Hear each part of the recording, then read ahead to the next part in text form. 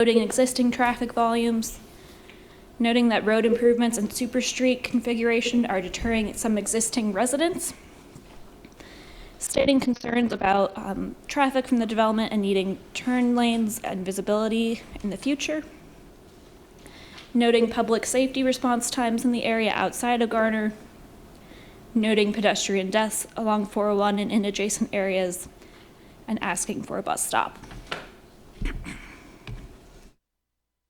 So the master plan general information, as I said, this is 43.26 acres. Of that, 37 would be the residential and 6 would be the commercial. That is about 654 units of multifamily and 40,000 square feet of retail. There are 2 setback requirements for the commercial mixed-use district, so one for the large residential structures and then one for non-residential structures. These are listed for you in your staff report, but I would note that there's that maximum height that allows for additional height with additional setbacks. So here is the project master plan. You can see the access off of 401 here,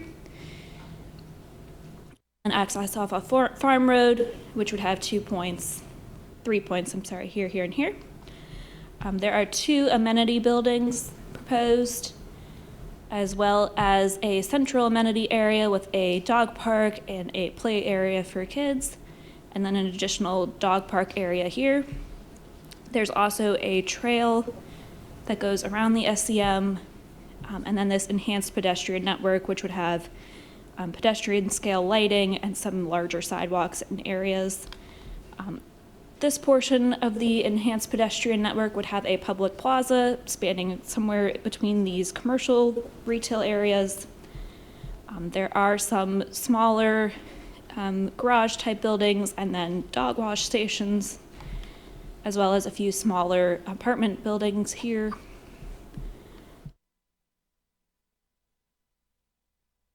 The applicant also provided some renderings showing what this might look like when it's fully developed.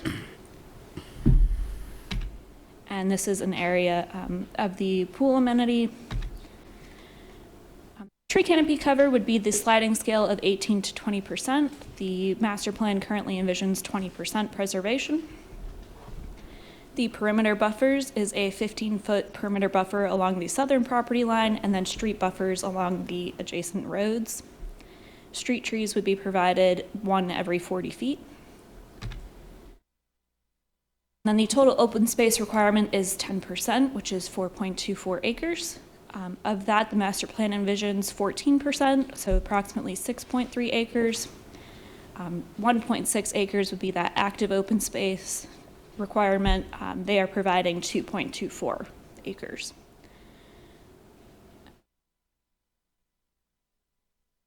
Here is a rendering of what that central open space might look like. So you can see an open play field and some playground equipment there. The applicant did provide some takeoffs of what the acreage of each of these areas would be. So adjacent to the apartment buildings is approximately 0.75 acres, including the pool and some lawn areas around the pool. And then there's also the smaller pocket parks throughout.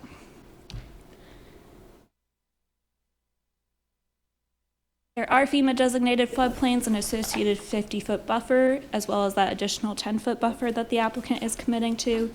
Those primarily fall within this adjacent area on the other side of the railroad tracks, and those are all being reserved for stormwater management and tree preservation. The site will be serviced by City of Raleigh water and sewer. It will tie into existing service in 401, and a new pump station would be installed with a force main feeding into existing lines in Maxwell. Sewer lines would be extended to adjacent and upstream properties. At preliminary plat, we'll review again the lighting, the stormwater, the utilities, and then all landscaping and parking requirements. So for plan consistency, we'll be looking at the 2018 Garner Forward Comprehensive Plan, the Transportation Plan, and then the Parks and Rec Plan. The staff determined that this is somewhat consistent with the plan. It's currently designated as Corridor Commercial and Heavy Industrial Center. Corridor Commercial is typically located along highways and major arterials. It emphasizes commercial centers that have individual driveways and separated parking lots. These centers are less likely to have foot traffic and are more oriented with the roadway. Permitted uses include operations with outdoor storage and outdoor sales display areas. And then there's a special emphasis on landscaping and screening. This is also within a heavy industrial center, which supports large-scale on-site manufacturing and production uses, including assembly and processing, regional warehousing and distribution, bulk outdoor storage and utilities. They're also near major transportation hubs. But what made this partially consistent in staff's eyes was these two areas of change, which are outlined here in green and orange. So you can see this site falls within both. So the area of change is a designation that recognizes that conditions within the area, particularly related to the availability of water and sewer, would influence the future land uses, and then it wasn't unexpected that commercial and mixed use might be introduced. Given the availability of public water and sewer, the request might be considered somewhat consistent with the current adopted land use map, with the commercial and mixed use areas of change. Additional opportunities exist for redevelopment within the mixed use area of change to supplement supporting residential inventory around new commercial uses and existing civic institutional uses to the north and east of the site.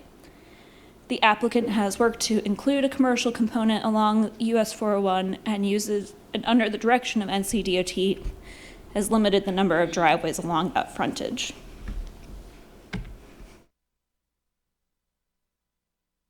This plan can be considered consistent with the 2018 Garner Transportation Plan. That shows US 401 to be improved to a 6-lane divided section. This project would have 1 access along US 401 and 3 points of access on Farm Road. Additional turn lanes will be added at the project site. Pavement widening, curb, gutter, and sidewalks will be required along the frontage. And then with those improvements, the project would be considered consistent. This project does not fall within a parkland search area and has been reviewed by Parks and Rec staff, who have not indicated a desire for parkland dedication. There is no planned greenway within the project boundary, so with the payment of fee in lieu, this project would be considered consistent with the Parks and Rec plan as well. Next steps would be returning to Town Council for their final action. And we have provided a consistency statement for you in your staff report, as well as a recommendation. We can support the request, but we encourage you all to identify specific reasons for either agreeing or disagreeing. And there is a recommended motion provided for you in your staff report as well.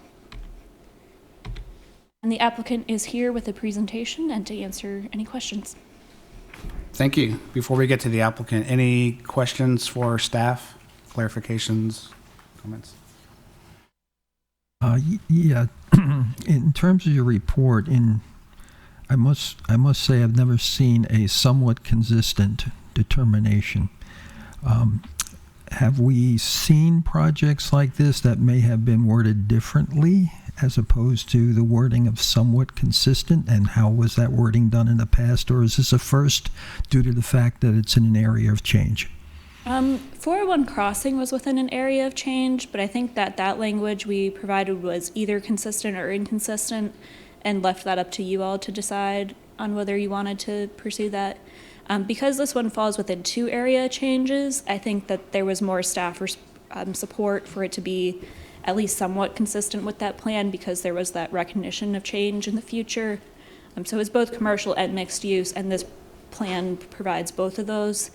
So that's why it's somewhat rather than either. Okay. I'm going to follow up on that one too, because just looking at the clue document, which I know is not in effect until next week. But that said, this is a future project and a future direction. I mean, it seems that this would be very consistent with the with the neighborhood activity center that's located for that, did staff consider that as part of their consistency recommendation? So we can't provide recommendations based on that plan since it's not in effect yet, but that was direction given to the applicant through the planning process with the expectation that that would be adopted. Okay. I had another question about the zoning. And so the commercial mixed use on its own without the conditions does not allow residential, if I'm not mistaken. So I'm curious about the zoning in that. I believe it does, but it's only multifamily of a Okay. certain density. I can pull up the UDO and verify what that is. I may have looked at the wrong exactly. thing, because I was thinking maybe traditional business district, maybe appropriate. But that was just a question I had about the zoning designation. Yeah, I believe it does just for the multifamily. Everything that they've proposed should be permitted within that CMX, but they're proposing limiting it to just the residential portion of that. I just want to make sure we have the right zoning that would be appropriate and not where, but.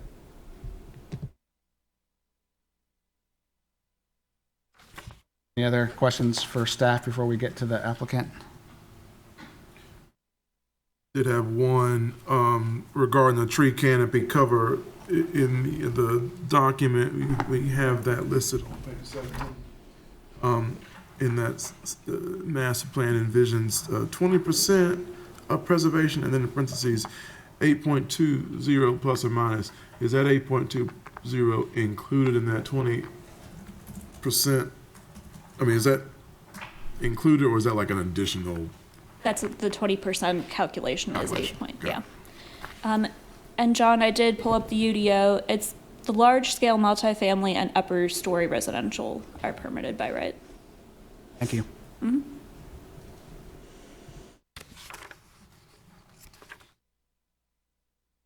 I think, looking at the clue document and that the character crosswalk table, it doesn't have a dot for mixed use areas under commercial mixed uses. It just says retail and employment, so. Let's make sure. And the applicant is here with a presentation as well. Ready for the applicant? All right. Applicant, please. And just as a matter of housekeeping, please state your name and address for the record. I'm sure you know that by now. Johnson, I'm an attorney with Williams Mullen at 301 Fayetteville Street, Suite 1700 in Raleigh, here on behalf of the applicant. Staff did a great job going through the process and very detailed in terms of that. We have been working with staff on this project for a long time, and we came forward with what we wanted to do and worked with staff to come up with the zoning district that we came up with, and just looked at the future for this area. I think, yes, this is an area in transition. There's some future land use designations that I think the somewhat inconsistent was because it's a crossroads of two different types. I think that's all that had to do with. It does say something about heavy industrial being planned, but the heavy industrial is west of the railroad and in a floodplain. So, I mean, it's a small piece that really could not be developed as that or for that use. So we're using it just to preserve for the tree preservation part of this, and working with that property too to create some stormwater management that doesn't exist today. A good positive of that site, or of that part of the site. I mean, the rest of it is designated as commercial. There's that mixed use aspect to it that's there as well. When we met with staff, we talked about ways to make this work. The decision was to go with the commercial mixed use because it did allow for the larger scale multifamily, which is what we wanted to do, and the commercial. And it's interesting that at some point in the report, it talks about commercial in the staff report not involving a lot of pedestrian traffic if you have just a commercial site. Well, the good thing about this is you have some pedestrian traffic that will be involved. You won't have to get out on the roads to get to this project. There are folks that are there that live there. They could go work and come back and have the amenities there where they can just park and walk over to the amenities, the commercial side, whether it be restaurants or whatever it may be. But in addition, we're having that co-working space where you may be working there and not leaving. So that's the nice part about this kind of development, why mixed use is so favored in this day and age, and that is to provide that opportunity for folks to live in this kind of community. Council had mentioned some concerns about open space. We made those adjustments. As we showed here, we created a larger central open space area and playground area, in addition to the dog in the middle and the additional dog park. We don't have traditional greenways on site, but we do have a path that goes around the stormwater control pond, and have a lot of tree area in that area. So we are providing that green space to activity centers, with pools, and those amenities are provided as well. We've done things like the mural, like the public space. We wanted this to be a community, and that's the whole idea, is for this to end up being a community. As you can see, these are elevations showing how this might look, just looking into the site to the west. This shows, as Ashley showed earlier, this is the Central Park area, to show the addition of the open space, a playground for children, as well as the dog park space, but just very walkable area. And the pedestrian lighting and things like that, again, were to make it more walkable, more pedestrian friendly. Again, this is another view of that central space, just showing how the other open space, it's not really, it's just lawn area, can be used, and putting benches in there and making it attractive. And again, this is a full rendering coming in from what it would look like with the commercial out front and the multifamily in the back. Questions you may have. I have the developer, representatives from the developer here. I have the design professionals, if you have any questions that they may be able to answer. But this will be a quality development in an area that's has the infrastructure to do it. With the extensions of water and sewer, we will have that available. The improvements to 401 have taken care of any of the traffic issues. Those are already in place and being improved. We're adding to that by adding some U-turn movements and right turn movements. Initially, we had 2 entrances onto 401 as part of this project. We reduced that to 1, which helps. Mainly because we reduced some of the commercial space. We didn't have quite as an intense commercial use, therefore the traffic numbers were better, and it's really better for the area in doing that. So again, I'll be glad to answer any questions you may have about the project and any of the details. All right, thank you very much. Absolutely. I'm going to ask a couple questions. I have more, but I want to start off with just a couple about the use table, or the proposed use table. Okay. Would there be any consideration as to striking the convenience with fuel sales, or retail with outdoor storage or outdoor sales?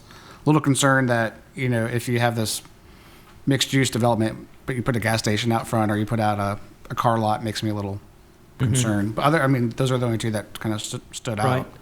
Again, we've not discussed that because that hasn't come up before now. Certainly, I can talk with the developer about that issue. There may be some retail uses that you may like to have that would have some outdoor things involved, whether like you're seeing a lot of the small hardware stores come up now, where you've got some of the outdoor plant area and things of that nature. So you may want to leave it open for that kind of use, which is really more of a commercial use, but there's an outdoor component. It's like anything. Used to, we didn't think about restaurants with the outdoor seating space, and we've got that now. So I think that's more of what we're looking at.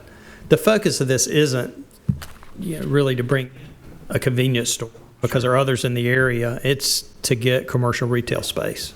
Understood. Yeah. And have some flexibility if something came up, but that's the whole idea. So that's definitely not the focus. I'll start off with Ms. Hodges. Any comments, questions? Well, I'm looking at the area, and I'm just wondering about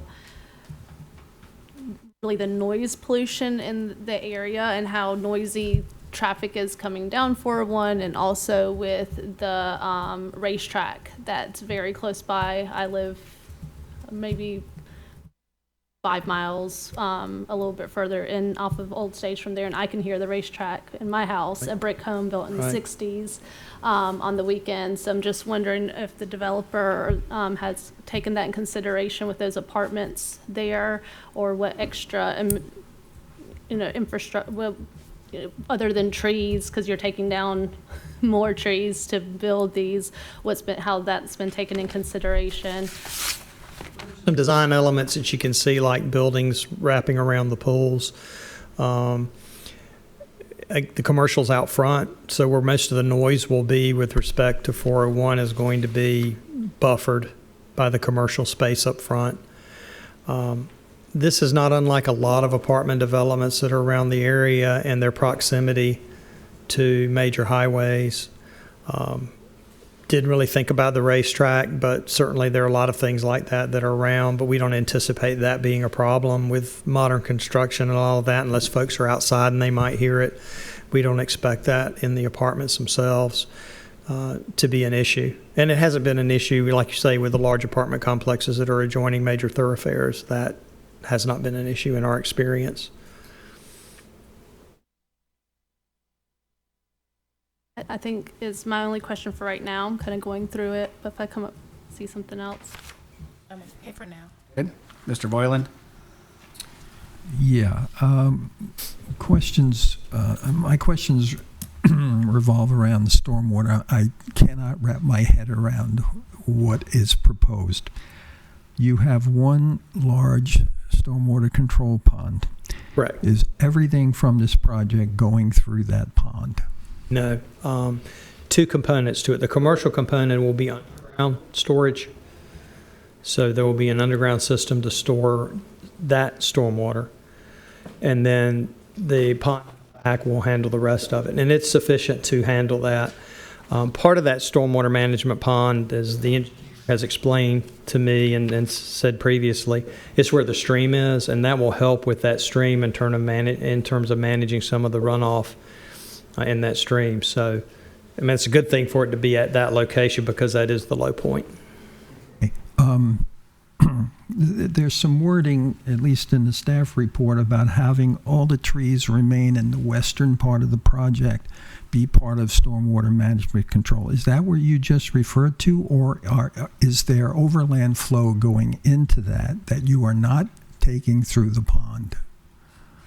The flow that's over there, as I understand it, will be coming through the pond and managed that way. The trees obviously help with overground flow for sure, but again, it's that stormwater management pond. And if you need more explanation, I can have here someone from the engineer come in and speak to it in more detail. I am not an engineer, so. Yeah, that's fine for now. I just, the only mention of the underground stormwater control measures was one sentence, at least in our briefing materials in stormwater management. So it was hard for me to figure whether everything was going through the pond, how much was going overland into the wooded area, and then you have this underground system. I'm presuming we've had other underground stormwater control measures proposed and approved here. But right. On the you're saying in the commercial section of this project, they will have underground stormwater controls. Correct. That's underground storage. And that's being used more and more. I know with the projects I'm involved with, you're seeing more of that. But that's the plan here. Okay. But obviously, we will meet the requirements for stormwater management. Thank you. Mr. Boylan, just for your reference, I don't know, the underground systems tend to be big, large diameter pipes that will collect and slow. And a lot of times there's a sand system in there to help filter the nutrients. I think they use that under the parking lot in the VA clinic. So definitely becoming more and more common as space is dwindling. So, Mr. Carson. I've got some comments first, and I guess I'll kind of direct it at the owner and the design team. I like what has been presented and up with this plan.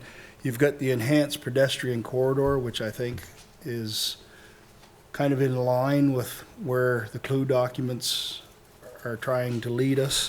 The green space sizes and the layout kind of running diagonally through the property, I think is attractive. The multiple dog parks and play parks and playgrounds, I think is very desirable for this. The multiple amenity centers, using the building somewhat as buffers and some of the drive aisles, since they don't align directly, it's kind of traffic calming themselves. I like the way that's kind of laid out. I guess I have a couple cons, I guess, on this. One is the potential super street that DOT is planning, and on the large plan, the architectural plan, looks like they've accounted for the 3 lanes in both directions, where currently there's 2 there now. But on your traffic control diagram, looks like you're only going to have a right turn lane. Have they looked at, because of the number of units here and the volume of traffic on that particular quiet road, have they looked at doing a designated left turn lane to turn north? And run that at at consecutive times with opposing traffic, where they're turning north and the other ones are they're turning south, the other ones are turning north. It doesn't appear that they've accommodated for the volume of traffic and people wanting to go north up to the Walmart area or other directions north. Just wonder if that's something that they could take a closer look at, just to alleviate traffic there, because if your intent is only to have one lane that goes either straight or turn left with no advance, which you have an advance on the opposite side, if they could coordinate that too, I think it would alleviate a lot of potential traffic issues there. So that's one of my issues that I see with the traffic plan. I really like the graphic renderings.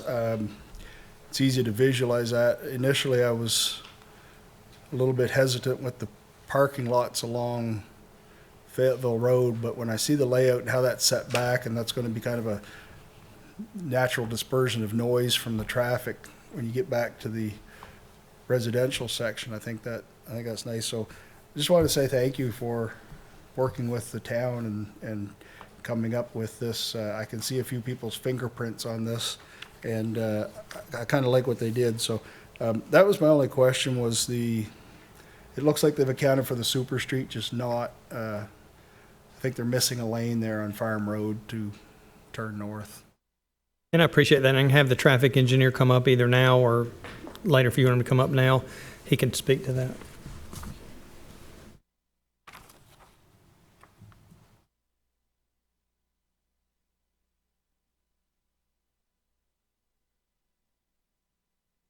You wouldn't mind stating your name and address for the record? Address while we're waiting here. Which one will you want, that one or that? That one's good, yeah. Good evening. Lyle Overcash with Kimley Horn Associates, 421 Fayetteville Street in Raleigh. Concerning the super street design, so our traffic to head north back on US 1, 401, would have to take a right out of our driveway or a right out of Farm Road. There's a U-turn plan to the south, and it has about 450 feet of storage for that U-turn bulb, and that will be signalized. So all our traffic that would like to go north would turn right and go down and make a U-turn. I guess I was looking at, you have three proposed entrances on Farm Road. So a lot of your traffic, I think, is going to want to exit out Farm Road. Right. And like I said, I know on the opposite side of that intersection, you have an advanced southbound arrow. And I think it would behoove the design team to maybe look at doing a designated northbound on Farm Road We'll have a left turn lane into the first driveway on Farm Road. So as you turn on the Farm Road, go by the church, that first driveway will have we call it a westbound left turn lane into that driveway. And then our driveway on 401 would have a southbound right turn lane into that driveway. Can you, can you explain the U-turn thing? I'm trying to backtrack in a little bit here. You said to go north, Yeah. they would have to do You gotta go U-turn south. at what intersections? At the Legend It's Road or? I guess you would call it where the Leonard buildings are, just kind of to the south of our driveway. There's going to be a U-turn plan there, and just right at the areas where the widening for 401 starts. I wish I could. Because what you're asking is a left turn lane out of Farm Road onto 401, and it sounds like that's not an option. Okay. Is Well, what- it's not planned. Yeah, so they're expecting people to go south and do a U-turn. Yeah, so Which if you does look, not. if you look at page 11 on the handout, they have a better diagram of that U-turn And area. it's a super street That like doesn't Highway make- 55 in Holly Springs. It's a 3-point U-turn. Yeah. I mean, the DOT is already planned 401. Right. There's no left. We'd love to have a left potential to go north off of Farm Road. DOT won't allow that. Need to get your name and address on there too, Tyler. Tyler Morris, 436 North Harrington Street in Raleigh. My concern, because I'm glad you pointed out, my concern is, I mean, people, so I'm assuming you can go straight, right, to get on Old Stage? No, you cannot. So you can only take a You right? can only go right. This is just like Highway 55 bypass in Okay. Holly Springs. We've developed other projects down there that work flawlessly. Has that widened? The super street allows Okay. free-flowing movement so that you're not sitting at a light. We would love to have full access there, but DOT is going to these all over the area to try to speed things up so people aren't sitting at lights. I actually prefer the fact that you can't go straight ahead to Old Stage, because my thought would have been, I can definitely see people illegally taking a left turn from that straight, so that kind of deters yeah. that So- as an option. Yeah, in theory, Lyle, I mean, this is the layman's, he can tell you the technical. It's supposed to help save lives and reduce where vehicles are crossing in wrecks. And so to keep free-flowing movement and to allow people to go instead of sitting at signals. That's the intent. So all that's been considered. We're very well aware of it. Yeah. And we've built other projects in Holly Springs on a super street, Yep. and they work flawlessly. Yeah. So And just to clarify, Old Stage will not turn left anymore. It'll only be right it down will the 401. only go right. And then there'll be another U-turn north if they want to go south. So, I mean, it's drive 55 in Holly Springs. Oh, You'll yeah, I see do it all the time. I, right there at the hospital. Okay, thanks for clarifying that. You have any other, or you want to say something else? Well, I'm happy Tyler listens to me on so he's a traffic engineer, so that's good. But we're having to add several lanes. Like there's a dual, to take care of some of that traffic. We were talking about it when we were coming in tonight. There's a dual right coming out of Farm Road because that traffic's going to be going right to make that U-turn movement. So there's some extra lanes that DOT is requiring us to do, but unfortunately, we can't tell DOT we don't want it to be a super street. That's already happened. And you've determined that 450 feet of storage would be adequate for the number of vehicles? We have and DOT has. I mean, it's a combination. It's not just, Lyle can come up with his plan and give his position, but in the end, it's up to DOT to say it's okay. And the original plan accounted for 75,000 square feet of retail with a shopping center, with a grocery, and that's been reduced down. I think it's to 41,000. That was what we updated in our updated TIA that we submitted to DOT, and that was to reduce the burden on that southbound U-turn bulb. That was one concern DOT had with the first plan. Just one other comment, and I'm going to piggyback off what Mr. Blasco had mentioned. They talked about convenience store. If we could strike that, could we at least strike out fuel sales? If they want to have convenience, I mean, there's a gas station right across the street. I mean, there's 4 gas stations within a quarter mile.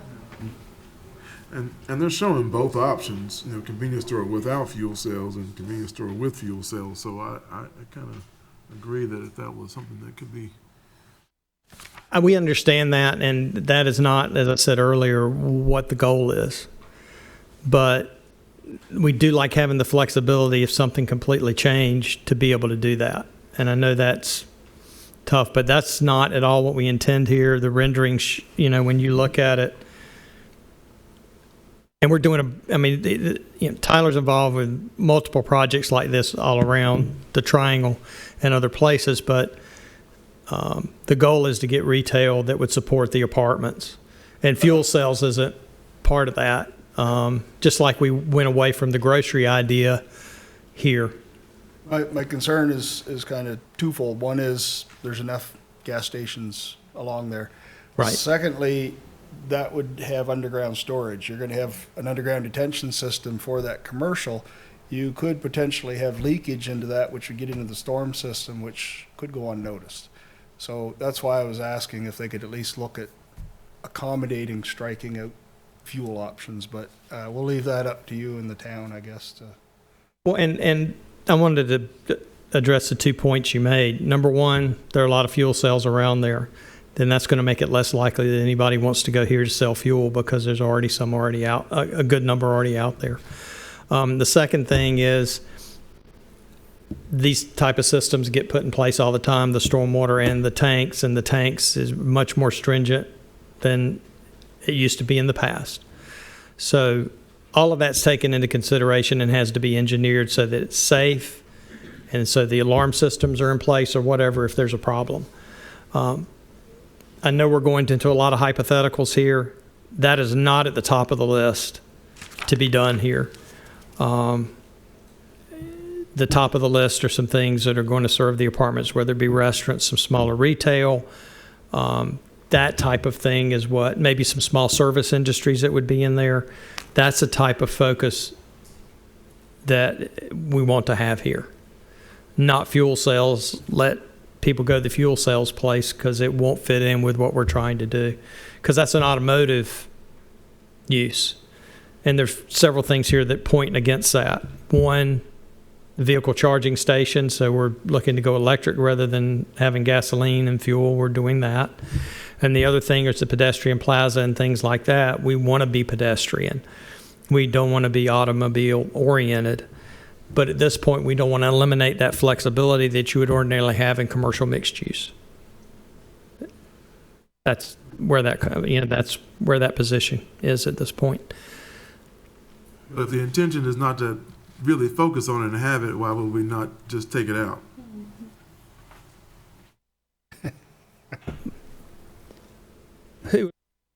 COVID and the COVID was going to happen and how it was going to affect everything or anything else. I mean, it's a matter of if something untoward happens, we'd want the flexibility to have some options. That's the only thing. So it's kind of like if something really falls apart, we want options. I think that issue has been discussed. We can move on. We have other measures to address it if so be. Any follow-up questions, comments? Ms. Phillips? Mr. Jefferson?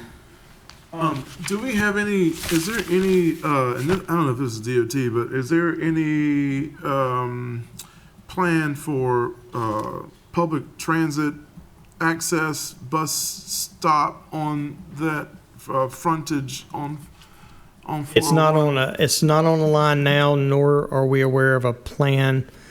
I don't know if the town's aware of any discussions about that. I mean, certainly we'd support that, but right now it's not available at this location.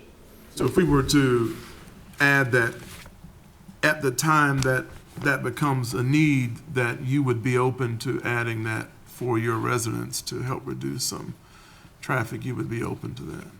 We'd be open to supporting a transit line if it comes there.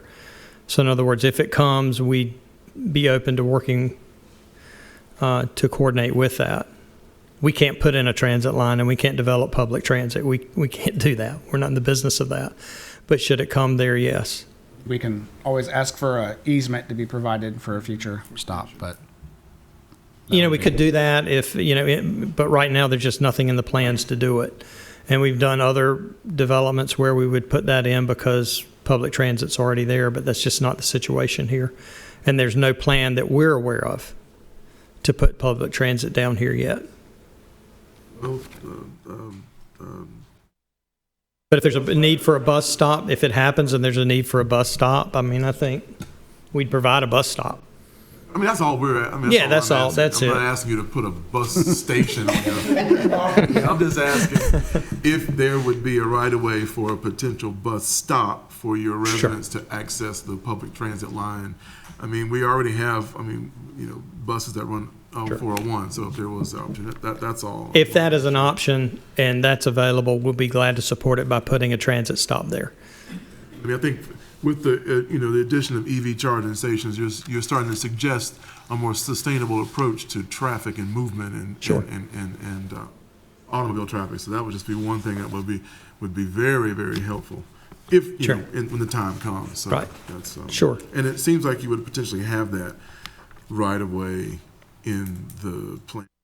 We'd have space in the front to do that, so that is something that we would support if that happens. The public plaza is mostly going to be hardscape and just tree planting, or is there any softscape in the public plaza area from the main entrance coming in from 401? Let me, the design professional, talk about that. That's only because We got a lot of mixes of Green things space. we're trying to do here, but it'd be better for Ken Thompson to come up here and speak to that. no problem. Thank you so much. Good evening, Ken Thompson, 510 South Wilmington Street, Raleigh. We haven't done a detailed plan yet on the plaza space, but I would envision it to be more of a hardscape area with festoon lighting and tables for restaurants to their patrons to eat outside and hang out there. Only reason I ask that is because of the green spaces that you are providing on the residential side of the development, the kind of mixed use. So I think that's really great. It would be really, positive if that green space also had some frontage or connection to the commercial side as well. And it's not a negative thing. It's just perhaps if it was a possibility that something could be added on that, it also helps some of the stormwater. I mean, even though all that's going to be captured on the ground, but it becomes a softscape to help soften the solar radiative heat energy off of hardscape that we. I mean, there'll be landscaping in the area. There'll be trees and shrubs and the trees I see is great along that whole entryway, and I'm thankful for you all providing that as a tree-lined roadway, driveway into the usually those areas are heavily used, and turf is not a good solution for them. I agree. So they're usually a hardscape type of situation.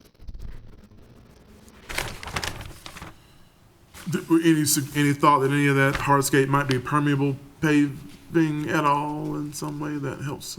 No idea. Not sure if Garner accepts that. I'd have to talk to Stormwater. Start the conversation. Good.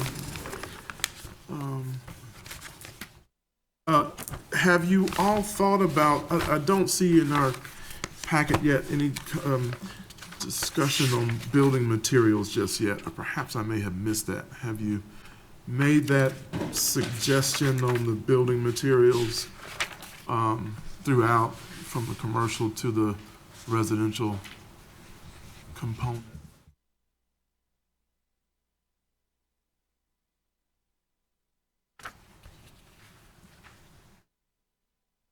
And I may have missed it if it's in our packet, and if I do, I apologize.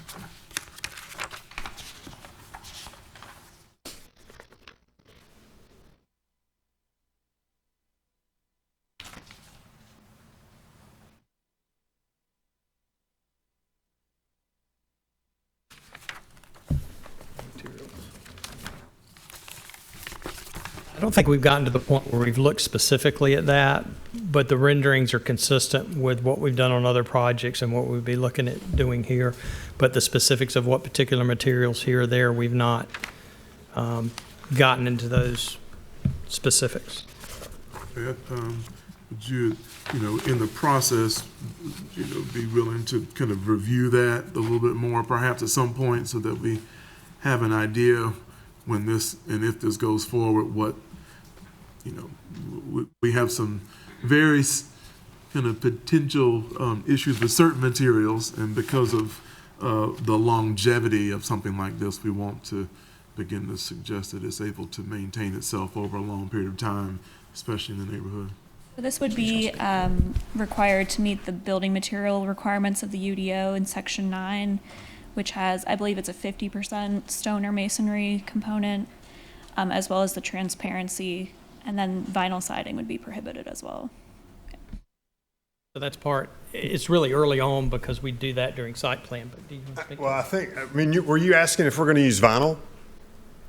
Well, It's okay. sure, It's okay. I can say that. No, we're not. Good and wonderful. Yeah. But, looking at the images, we want to keep a character of the town that's kind of similar with style of brick and materiality. We're North Carolinians. We're going to use brick. Okay. Real brick, not just face brick, like real brick. Real brick. Oh, yeah. Okay, so if I don't want to see a 3/8 inch pop off. All right. And we want to see, we want to see building footprints that, one, maintain the character of the town and its neighborhood and its surrounding site. Of course, you're in this neighborhood, it's like industrial and all this stuff, and then across the street is residential. So it's kind of a mix of all of it that you have to incorporate. And from what I see in the imaging, it begins to suggest that. But we, definitely want our residents to have clear mind that there is a quality of the material in the building footprint. And I think your ordinance, as Ashley said, covers it. So when we get into the details of that, in terms of types of materials and all that, it's the nicer types of materials that we will be using. And the whole desire, too, is we want a nice quality development that where people want to live and live long term. And so that's our goal, too. Yeah, and it's also Absolutely. about, energy efficiency and well-insulated wall systems and masonry materials that engage solar radiative heat energy and heat gain out here. Those things I like to, for something like this, it would be very positive to have as part of the way it's built. And to the degree we can, it's positive for us too, because saves heating and cooling costs and maintenance and all of that. So all of that factors in into the project. Right. And that kind of goes into my question about costs of energy and consumption. Do you have an idea what the price point for your units may be at this stage? As much as we can get. I mean, that's a slippery slope. I mean, how do we answer that? Yeah, I mean, it's really hard based upon, these are going to be market rate, and it's going to be comparable to other apartments in the area. I don't know if you've paid attention, but costs are going this way, both material and soft costs. Yeah, and rents are going this way. Well, let's hope that the rents for this will go that way as well. We want to make sure that our residents can afford to live in a neighborhood like this, and working folks in our town and people that want to move here. We don't want to price people out, and we also don't want to price people out that live around it and across the street as well. So we understand the cost of building materials. We just want to make sure that we are making this comparable to Garner. Affordability is a big issue, and the best fix that we've seen is more housing. Not options you get, the prices tend to come down. This doesn't solve it, but Garner's got a lot of stuff in the planning that will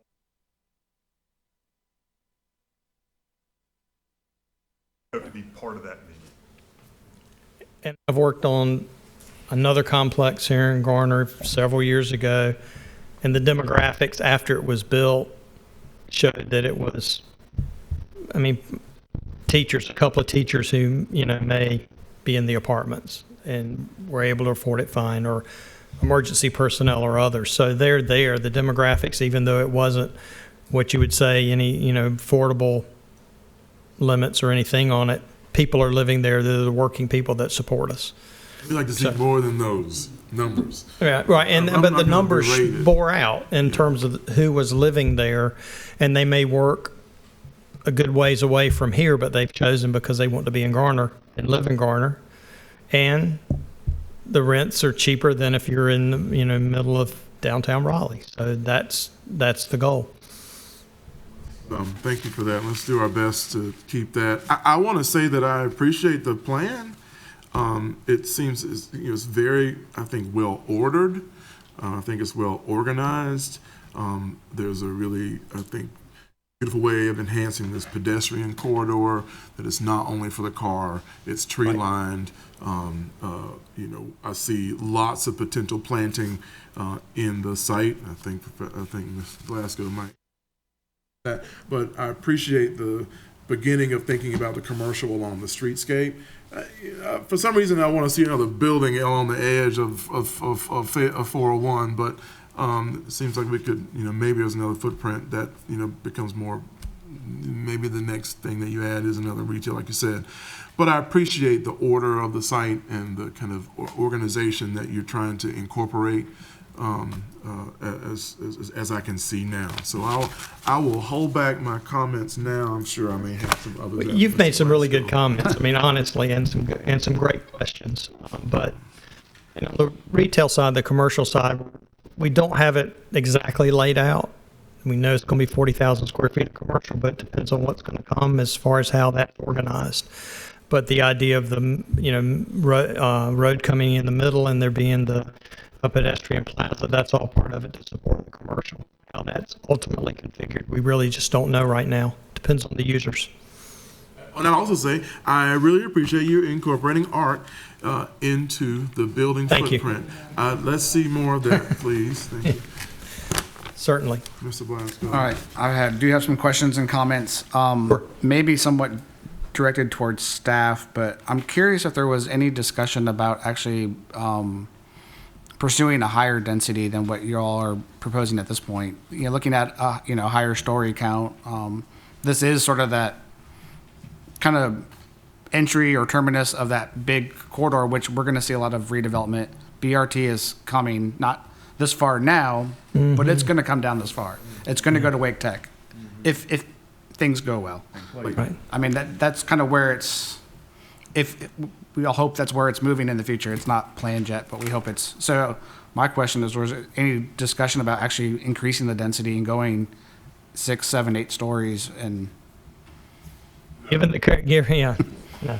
I mean, you're adding 25 to 30% to the cost, and we're already at the peak. I mean, this project will be unlike anything that's been built here I've seen. That will be the next iteration of change, going to 6 and 7. I'm skeptical that a lot of the 20-story buildings that they're building in downtown Raleigh, where they're going to have to get $3, $4, $5 a foot rents, 1,000 square feet is going to rent for $4,000.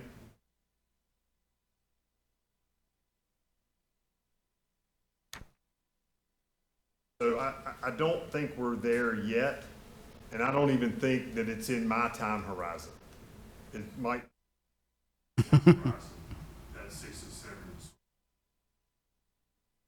Would you mind speaking to the mic Yeah, I'm next sorry. time? Yeah, go Sorry. ahead, Tyler. Just so for the folks listening at home can hear you and pick it up on the recording as well. Going to go through that again? No, but just for future. Thank We you. will swap up and make sure he gets to the mic. There's also some building height limitations just with that residential, that multifamily. I think we only allow up to 57 feet. So there's really not much wiggle room to get up to that 7-story unless we did a text amendment. Or go to a different zoning, like, what about is there another zone? I'm just curious. Yeah, I think the AC, Yeah. I think that one might allow for taller, but at this point that hasn't been discussed. And then also a limitation was the parking requirements. They've already limited their parking as much as they can with the commitment to the parking study, but actually there would be quite a bit more land area committed to parking. Well, if you went up, you'd have to go parking deck. So And parking is a tough thing. A lot of the ordinances over park all these multifamily properties, and we park them one per bedroom. Anything more than that is a waste. We're never 100% full just because of move out. So it's probably at peak we're 95%, operationally full. And so between the commercial parking and the residential being parked at one per bedroom, plus some of the future resident, and staff parking spaces that we have around our community centers, we've got ample parking. Parking's not going to be a problem. yeah, okay. And if parking is a problem, it's a big problem. So, we spend a lot of time making sure we get that right. No, I figured as much. I'm not a fan of parking minimums so much, so I get it. Another question for staff, maybe, was there any conversation about additional stubs to the south for future connectivity? I know there's one there proposed now, but was there a thought about a second one? We only asked for the one. I think it'd be up to the applicant if they want to, but at the point. Yeah, I mean, I know it's hard to tell the future and what may or may not come, but just kind of thinking about connectivity is important, so something maybe to consider down the road as you develop your design. Well, as we get into design and site plan, we'll have further discussions, but there was neither did we nor staff saw the need for more than the one connection. Reasonable connectivity, we don't have a Right. problem. Yeah, we're not having an issue. Yeah, if there's an adjustment that needs to be made on that, sure. But given what's down there below south of this site now, it's going to be a long time before anything like that, more than that, would be needed. Sure. Okay. I do like to say I appreciate this concept. I think it's a great fit for this area. It fits the neighborhood activity center that's proposed in the clue document very well. So I said it's that sort of southern gateway to that corridor, maybe the terminus, however you look at it. So Sure. to me, I think a lot of that makes sense. Just a couple design things that I might propose you think about, not conditions of the rezoning, not Okay. any of that, just more some things as a designer I noticed. I think, I love the idea of the Main Street idea, but I think it could be strengthened a little bit by pulling back on some of the pull-in parking around the open space in the middle. I know that Councilman Behringer had some concerns about safety, and I think, if you can really strengthen that corridor and change pull-in to parallel, I think will help strengthen that, create some safety issue, some safety. I do think a roundabout or something kind of in between commercial and residential makes sense to those who come into the commercial. If they go too far, they're not having to drive all the way through the residential to get turned back around. Just a thought. I think to echo, I think it was Mr. Jefferson's comments about, I do wish there was another footprint or somehow more frontage along 401 of the building, less parking. This rendering on the screen looks like a big Target parking lot on the south, and then the building, I think it's, again, really nice. Main Street, the arrangement, but it'd be nice if there was a bit more of that urban feel and the frontage on 401. But I know you got a lot of things to work through as you develop your tenants and your folks. And we'll look at that as we get into site plan and how that would be configured. This is just a thought right now. This is not the Yep, final understood. plan at all. And as Ashley just mentioned, Yeah. we've got parking requirements we've got to meet, so we can't be short on that either. So Certainly. it's a challenge. But we did try to bring it up on that Main Street up to 401. We want to do that and give it more of an urban feel. It's just, we've got the avenue going into the project that will give more of that. Was the idea and the concept. No, totally understood. I understand the master plan process and the visioning, and things will change. Right. I know that. So, and again, one of those other design comments. Appreciate the trail network. I know it's just a pretty picture in a way, but if you're going to put a trail around the SCN, let's design it so that it's not just an engineered rectangle that is dull. Let's make it a nice walk around a wet pond or a constructed wetland rather than just a rectangular box. But Again, I know that's a site plan thing down the road, but Right. I think we've got it. Look at this. This is really it's going to meander. If you can see, it's that yellow dotted line. That's kind of meanders, so it goes from Farm Road coming down around the SCM and kind of back out. So it does meander there, but certainly as we get into it, we can maybe let your look landscape on site and meander it a little more if we need to. Yeah, let your landscape architect look at the design of the pond and less of the engineer. Right. No Understood. offense to the engineers in the room. Yeah, they'll figure it out. And I then- appreciate that input, though. No, I think this is a good fit for this spot. I don't think the light industrial necessarily is where this needs to be, so I think this is a good spot. Overall, I'm supportive. Again, just those design considerations as you develop the concept, and then, yeah, just the questions about the zoning. So, I'm sure Ashley's taking notes, and we have too, so we'll work on that in site plan. with that, I think we can move on to public comment on this project. Keep things moving along. Oh, go ahead. I just have one quick question. Can you Sure. point me in the direction of the legend for the various building types that are listed on these drawings? A legend that tells us what type 1, type 2, type 3. Yeah. Ken, can you explain it?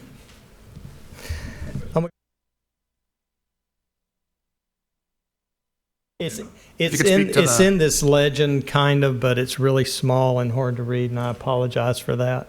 But I'll let Ken Thompson come up here and walk you through that. Okay, thank you.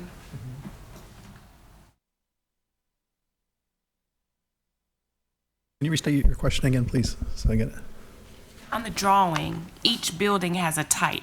Says like building 2 type 6, building 3 type 6, building 9 type 3 split. What does the type in this split? The type is a building type. The architects, a type 2 is a particular building that they might use multiple times on site. So they'll make a building type for each. Let me say this. Yes, I'm not an architect. We've built these buildings before, and that's the type 2 building that we've built in other locations. And so what he's done is he's pulled it out of his little toolbox and plopped it in there. So that's more for him. It's a thing for us. It's not distinguishing for Yeah. us. Okay. All right. Thank you. That does clarify that. All right, I appreciate it. We'll move on to public comment. Is there anyone in attendance who'd like to speak in opposition of the project? Seeing, hearing none. Anyone in attendance who'd like to speak in favor of the project? All right, seeing none. Let's keep this moving along. I think we've had some good discussion so that we have something further to discuss. Is there a motion on the table? I'll make a motion.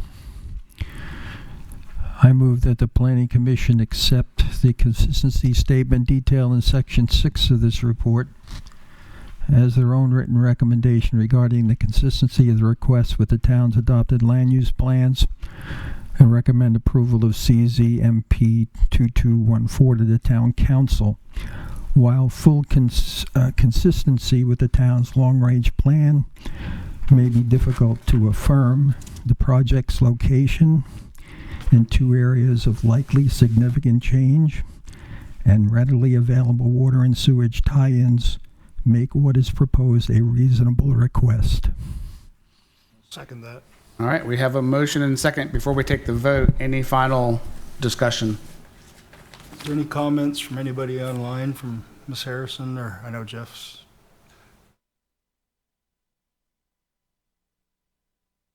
Not sure if they're able to speak to us from there with the technology issues. No, we're fine. There's Jeff. All right. Further comments or discussion? Ms. Hodges? Ms. Avent? Mr. Jefferson? I will say that since this is really not, fully, in line with our new comprehensive plan, though I feel like there are things that have been thought about. This is a kind of area of transformation, so we're transforming this. There's residential, there's commercial. These things or you're showing this in this, and there seems to be a kind of a well-developed diagram of how the layout would really work and how it would enhance that particular site. So I really appreciate that. I just continue to think about how we can incorporate as much public transit, some type of bus stop, whatever that is, as much charging stations as you can, as much southern exposure of windows and openings and glazing for your units to have as much natural light as possible, because that also reduces the cost, and we know the cost of everything has gone up, which also helps people if the rent is a little bit more, but just to me, a more sustainable approach. And a lot of these walls are facing south in a lot of ways, so we have a lot of that opportunity, and east and potentially west. So those are things that I think are really important. Green spaces and trees are so very important, because it reduces the heat gain on the hardscape. There's a really big difference in temperature when you put a thermometer underneath a tree shade calculation, a shaded area. There is a huge difference in the temperature from the hardscape. So I appreciate thinking about that. So I appreciate the thought behind some of this. So thank you. That's all I'll say. Ms. Phillips? Mr. Carson, good. Mr. Boylan? All right. All right, the motion's on the floor. I'll call the vote. Gina Avent. Aye. John Blasco. Aye. Ralph Carson. Flip Jefferson. Aye. Jehan Hodges. Aye. Sherry Phillips. Aye. Michael Voyland. Aye. That's 7 ayes, unanimous. The motion passes. All right, thank you. If no one is opposed, I have a feeling the next case will be lengthy, so I propose a 10-minute recess. All good? No objection. No objections. All right. We'll reconvene in 10 minutes.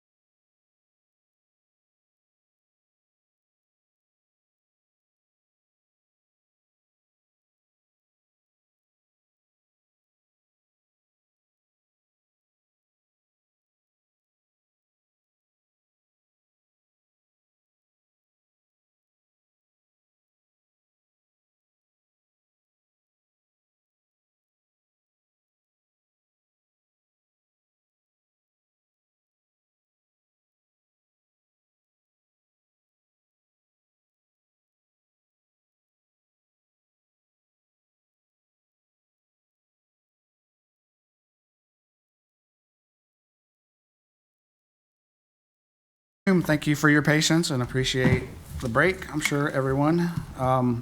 Moving onward, CZ, don't have my glasses, PD 2204, Park at Garner Station. Okay, good evening, Commissioners. This is the Park at Garner Station, a planned development district conditional rezoning. Applicant is the McAdams Company. The owners are the East Garner Holding LLC. The designer is McAdams and Robert Shunk of Gander Development, and the location is off of East Garner Road. This is approximately 96.73 acres, and it's a planned unit development district, which is the PUD book and written conditions.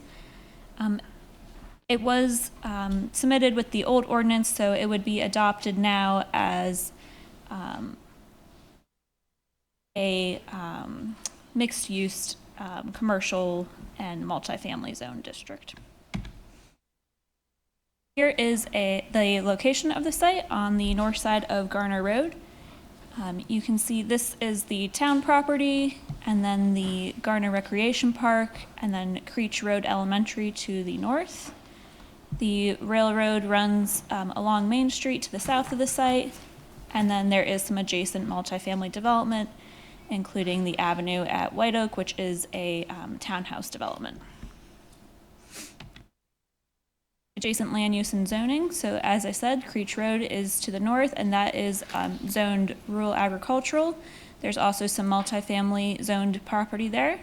To the south is a combination of neighborhood mixed use, residential 4, light industrial, and MFA. To the east is a combination of rural agricultural and R4, and that is the future Jurgen Park. And then to the west is Garner Recreation Park, which is zoned R4. The site is currently zoned MFA and single-family residential and rural agricultural. By right, they would be able to develop 1,397 dwelling units. The RA district makes up about 25 acres of the site, and it primarily accommodates agriculture and rural residential uses.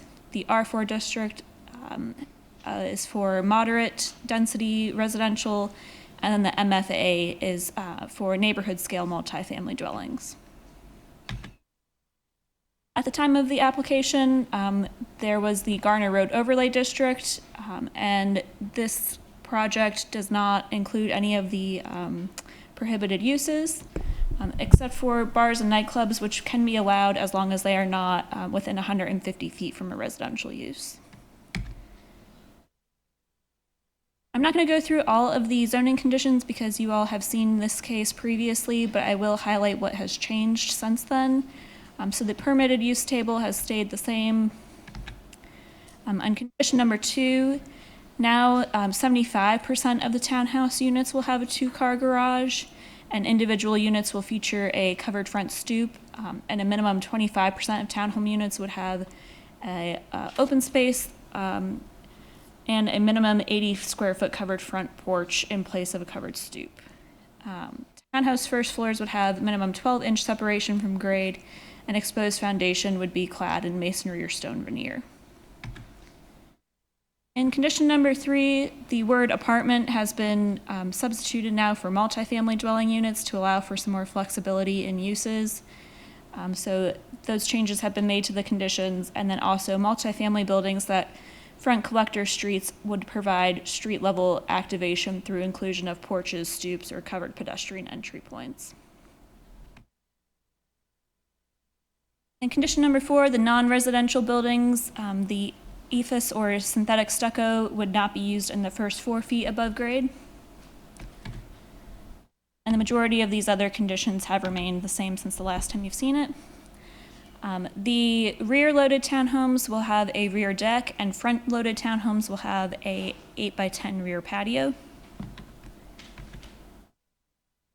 There was also some clarification on the language for condition 16. A 50-foot perimeter buffer would be provided along adjacent properties within the residential single-family uses along East Garner Road, identified by the PIN numbers listed here. And then the native plantings would be used within 15.34 acres of natural area, which is called out on page 27 of the PUD book.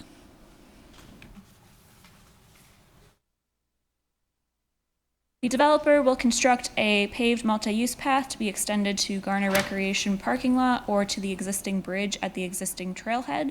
The location will be coordinated with Parks and Rec staff at the time of site plan approval. The developer shall dedicate a variable with greenway easement to the north of the proposed major collector road to the town of Garner to encompass existing natural trails for future extension. Some or all of this area may be subdivided to be owned by the town of Garner to support parkland conversion.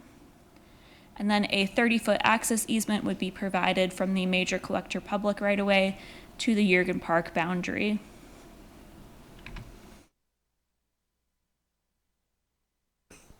The applicant has also added an affordable housing condition. So a minimum of 5% of the multifamily units constructed within the development would be affordable housing units. Those would be made available for rental of at least 2% of the affordable housing units rates would be for the 80% AMI, and then 3% would be for the 100% AMI. There was a traffic impact analysis. So this was the congestion management unit's recommendation. The improvements at site access 2 would likely no longer be required because the park at Jurgen Park here, this is going to be a gated access only.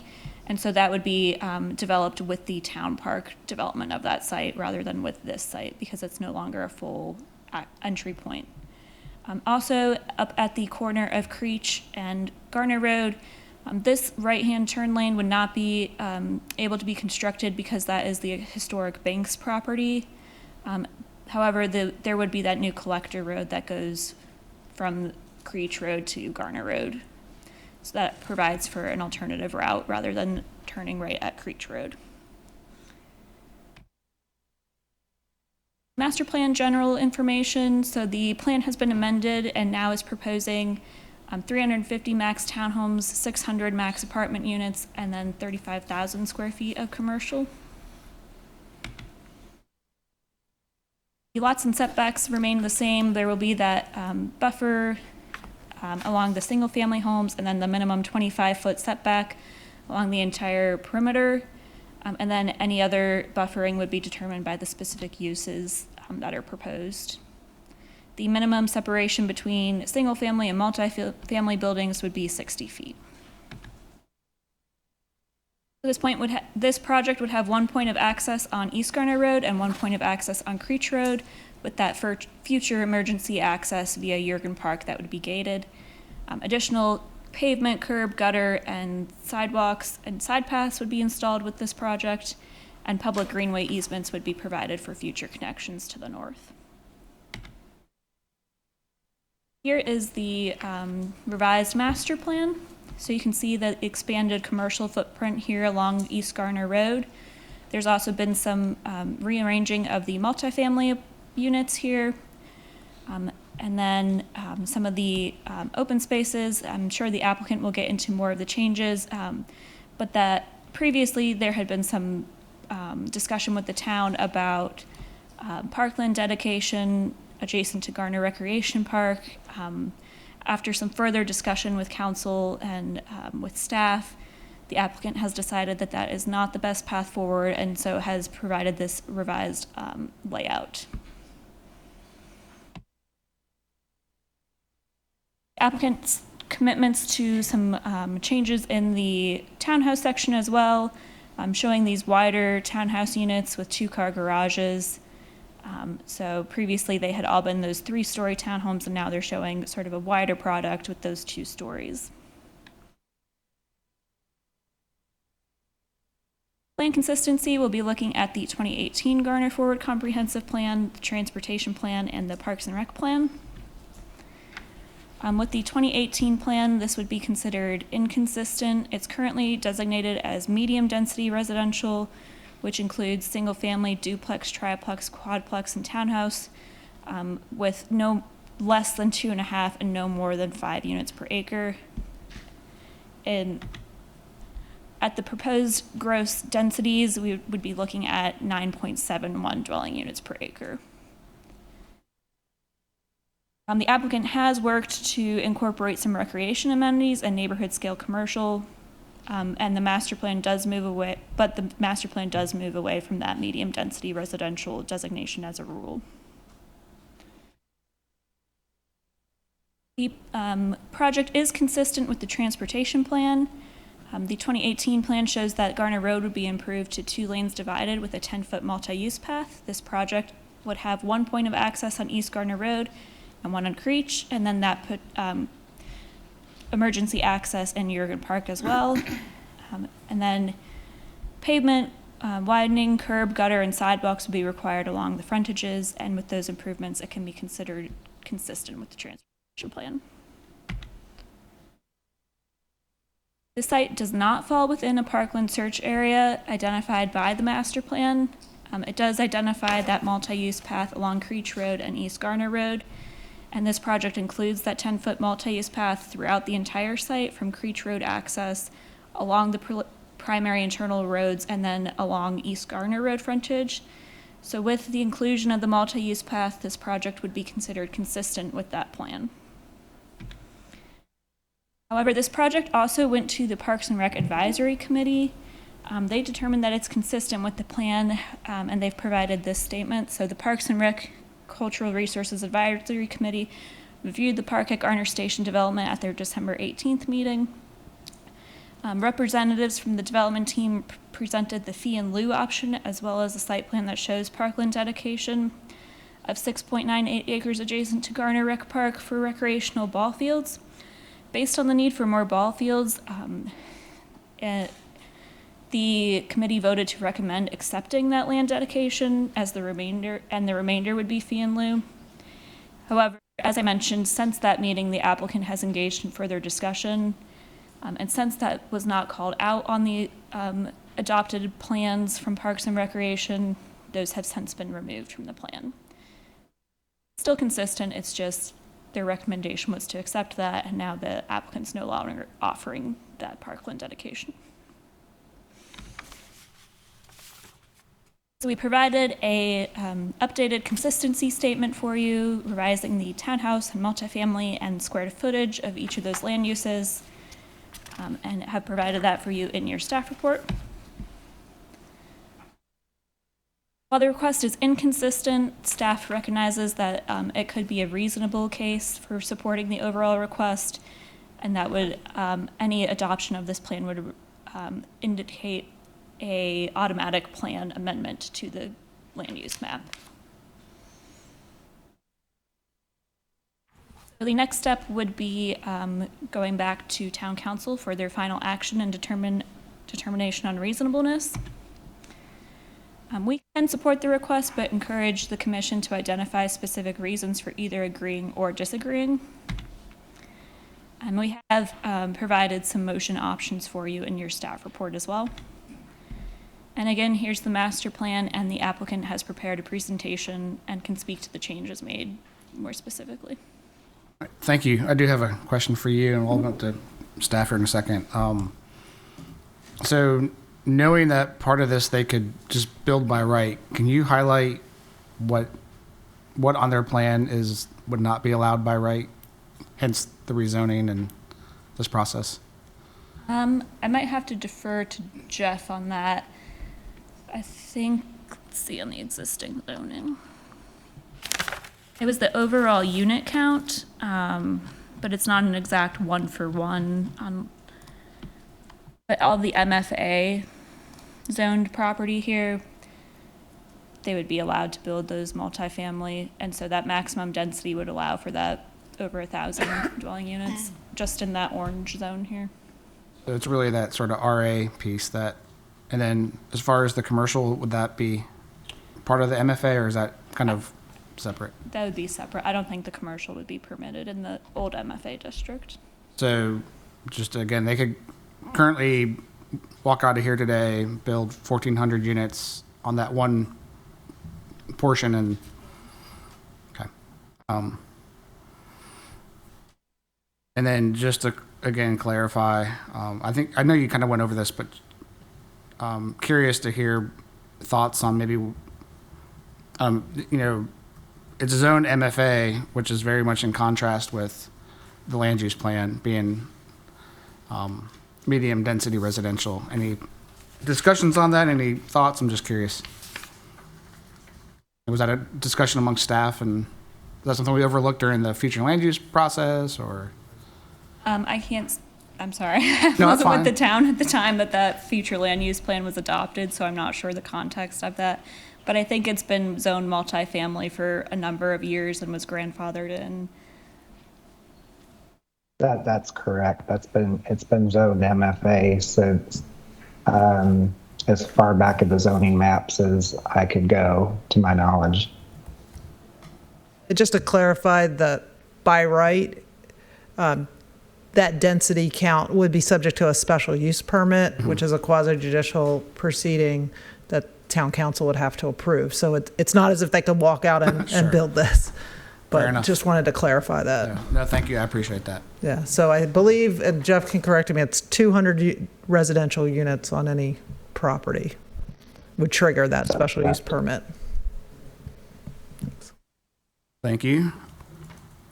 Any further questions for staff before we move on to the applicant? None?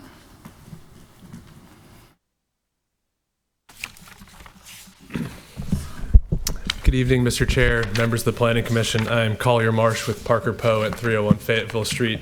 Here on behalf of the applicant, we also have Robert Shunk, Jonathan Parsons, and Sarah Van Every, also on the development team, who have been working really hard on this project. We've been working hard as a team, but we've also been working hard with town staff, with town council, with constituents, and listen to y'all. So this is a project that we've been working on for 2 years with a lot of community involvement, and I hope as we go through this, you'll see that there's a lot of folks' fingerprints on this project, including yours from the last meeting we were at.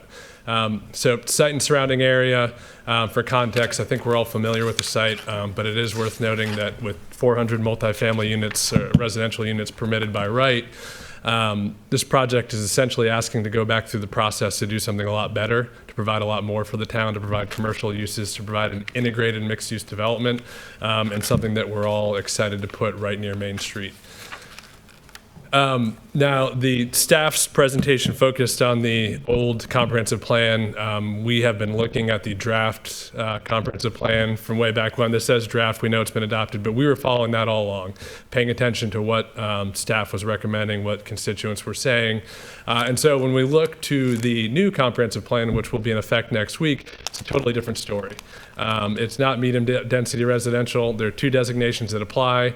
One would be the neighborhood designation that calls for a mixture of housing types, including apartments and townhomes, and then also contemplates accompanying commercial uses. On the project's frontage along East Garner Road, it's a mixed-use area. And as that name suggests, it encourages mixed uses, non-residential, quite a bit different than the old plan that just called for medium-density residential.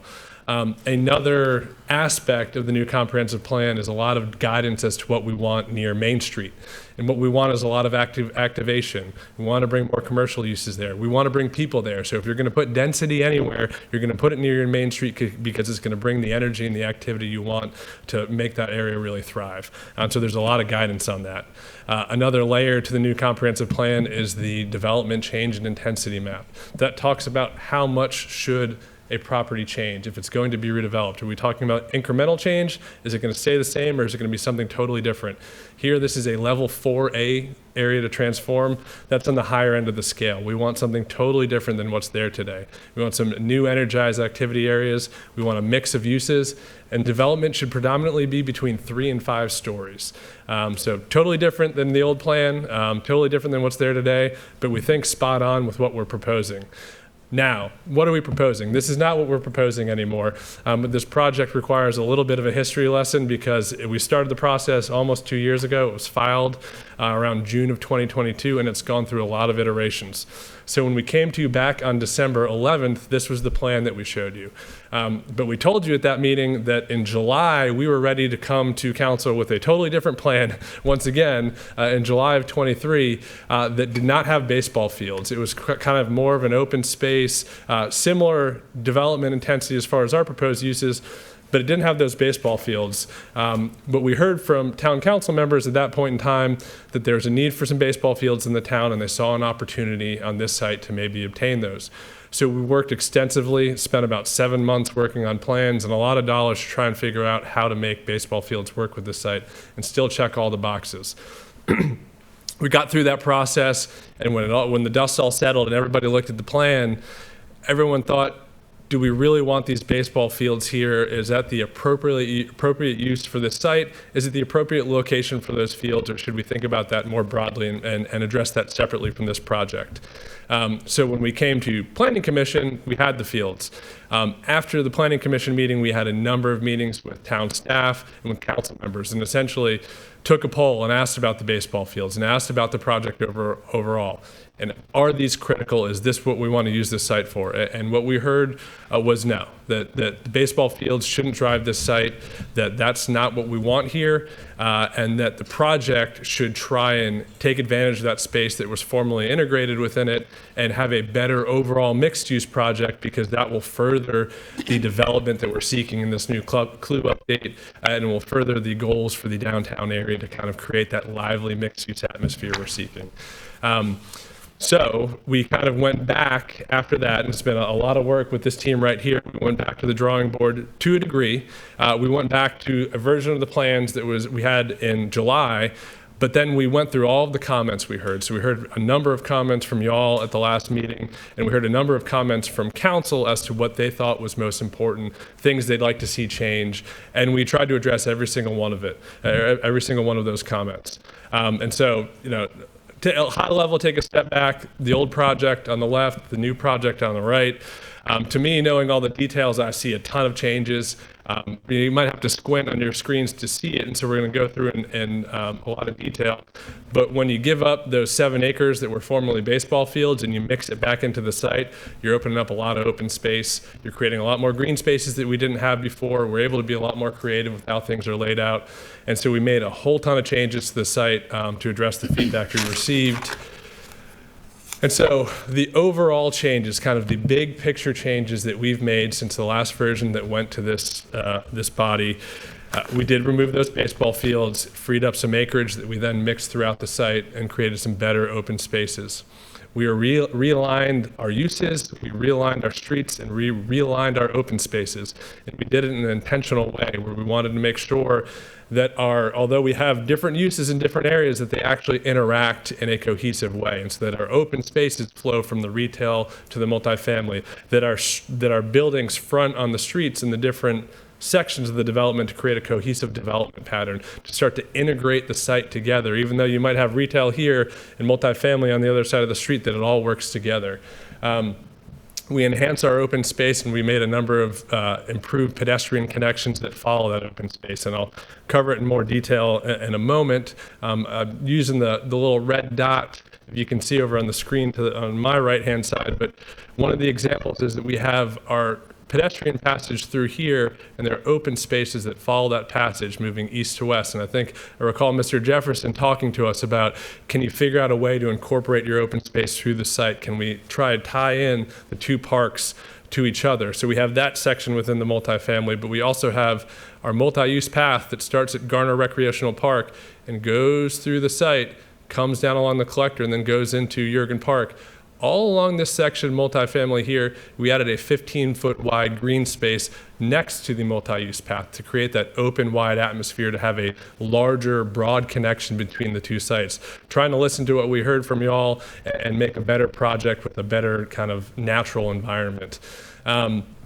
We diversified our housing options in a number of ways. Within the multifamily section, you'll hear us saying multifamily. What we heard is, we don't want just one product type here. We don't want uniform apartments that look exactly the same in a big mass of all the same stuff. So what we've done is we've utilized building types that are adaptable to multiple uses. So our footprints are adaptable. They can be your traditional apartments, but they also serve well or function well as senior apartments. They can be used as condos. So it's an adaptable modular footprint that would allow a mixture of uses. We've also created different environments within those apartments where they front streets and have interaction with the street, with stoops and passageways to create a different atmosphere that interacts with the townhomes on the other side. We also have kind of a clear dividing line where it says multifamily on that street in the middle. It's a logical place to essentially have a separation of phases. You could have two distinct communities, but two distinct communities that are tied together through our common architectural themes. Within the townhomes, we made a number of other changes to diversify those options as well. I'll go through them in more detail, but one of the big ones is that we added some master down units or first floor main units in that northernmost section. Hearing about the need to provide housing for seniors. You don't want to have all your bedrooms on the second floor, so we've got some wider units, especially along the northernmost section of the side. Those are 28-foot wide units and are the new elevations that staff showed in your presentation, much wider to accommodate a downstairs main bedroom. We increased our non-residential square footage. I think I recall at this last Planning Commission meeting, there's a discussion of what's the right balance here. Because we want to make sure if we're trying to support our main street with density, and we're adding new commercial uses, we don't want to actually detract from it and take away the energy and make it harder for those uses to thrive. And so we've talked with a number of stakeholders in the area, local developers that have had successful projects, and we're confident that there's an opportunity to do more here without compromising the Main Street commercial uses that are there today. In fact, just adding more energy and supplementing them. That same area has been designed to allow for vertical mixed use, and so we're accounting for parking and building configurations to allow units above that commercial running East Garner Road.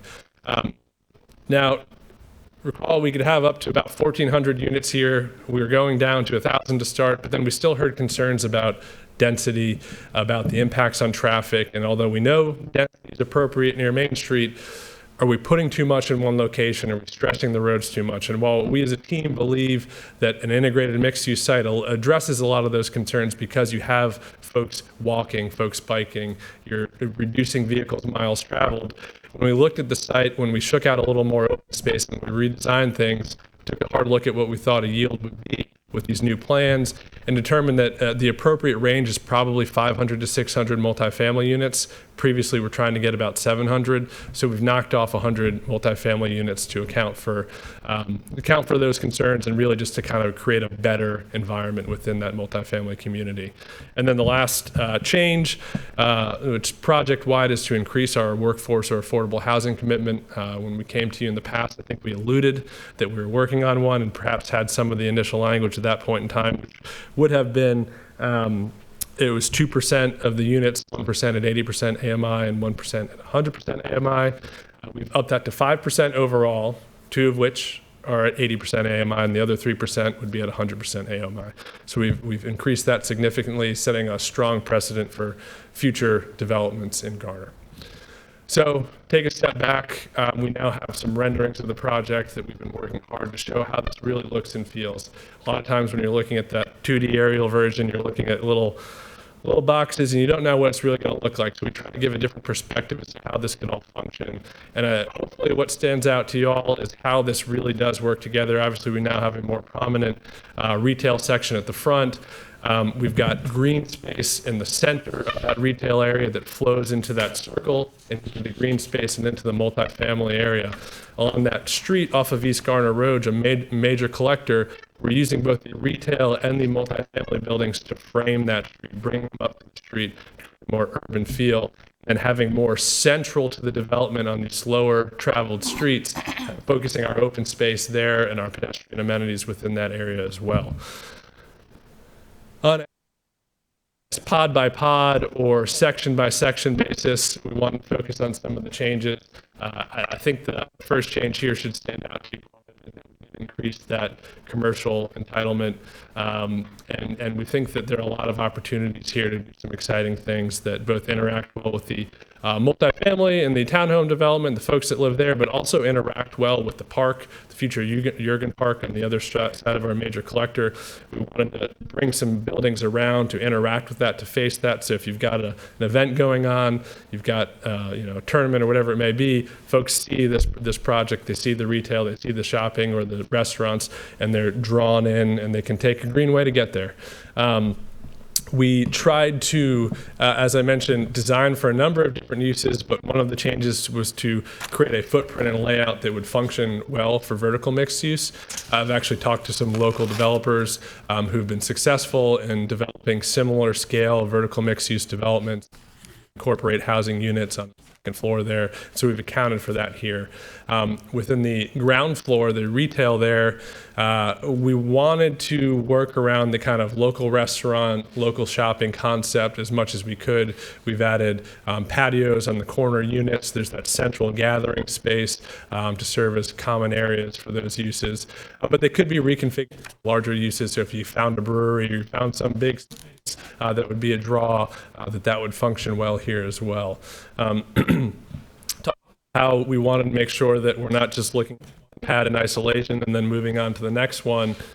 In our old plans, our retail was oriented towards Garner Road, and we had then on the, I guess, the right-hand side, some that faced the multifamily, but it was kind of separate. You drove in, you'd park there, and you'd kind of stay internal.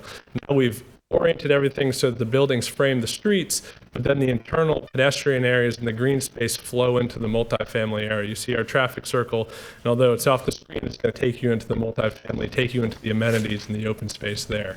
And so that's what we're talking about when I say we've got some enhanced amenities and connections.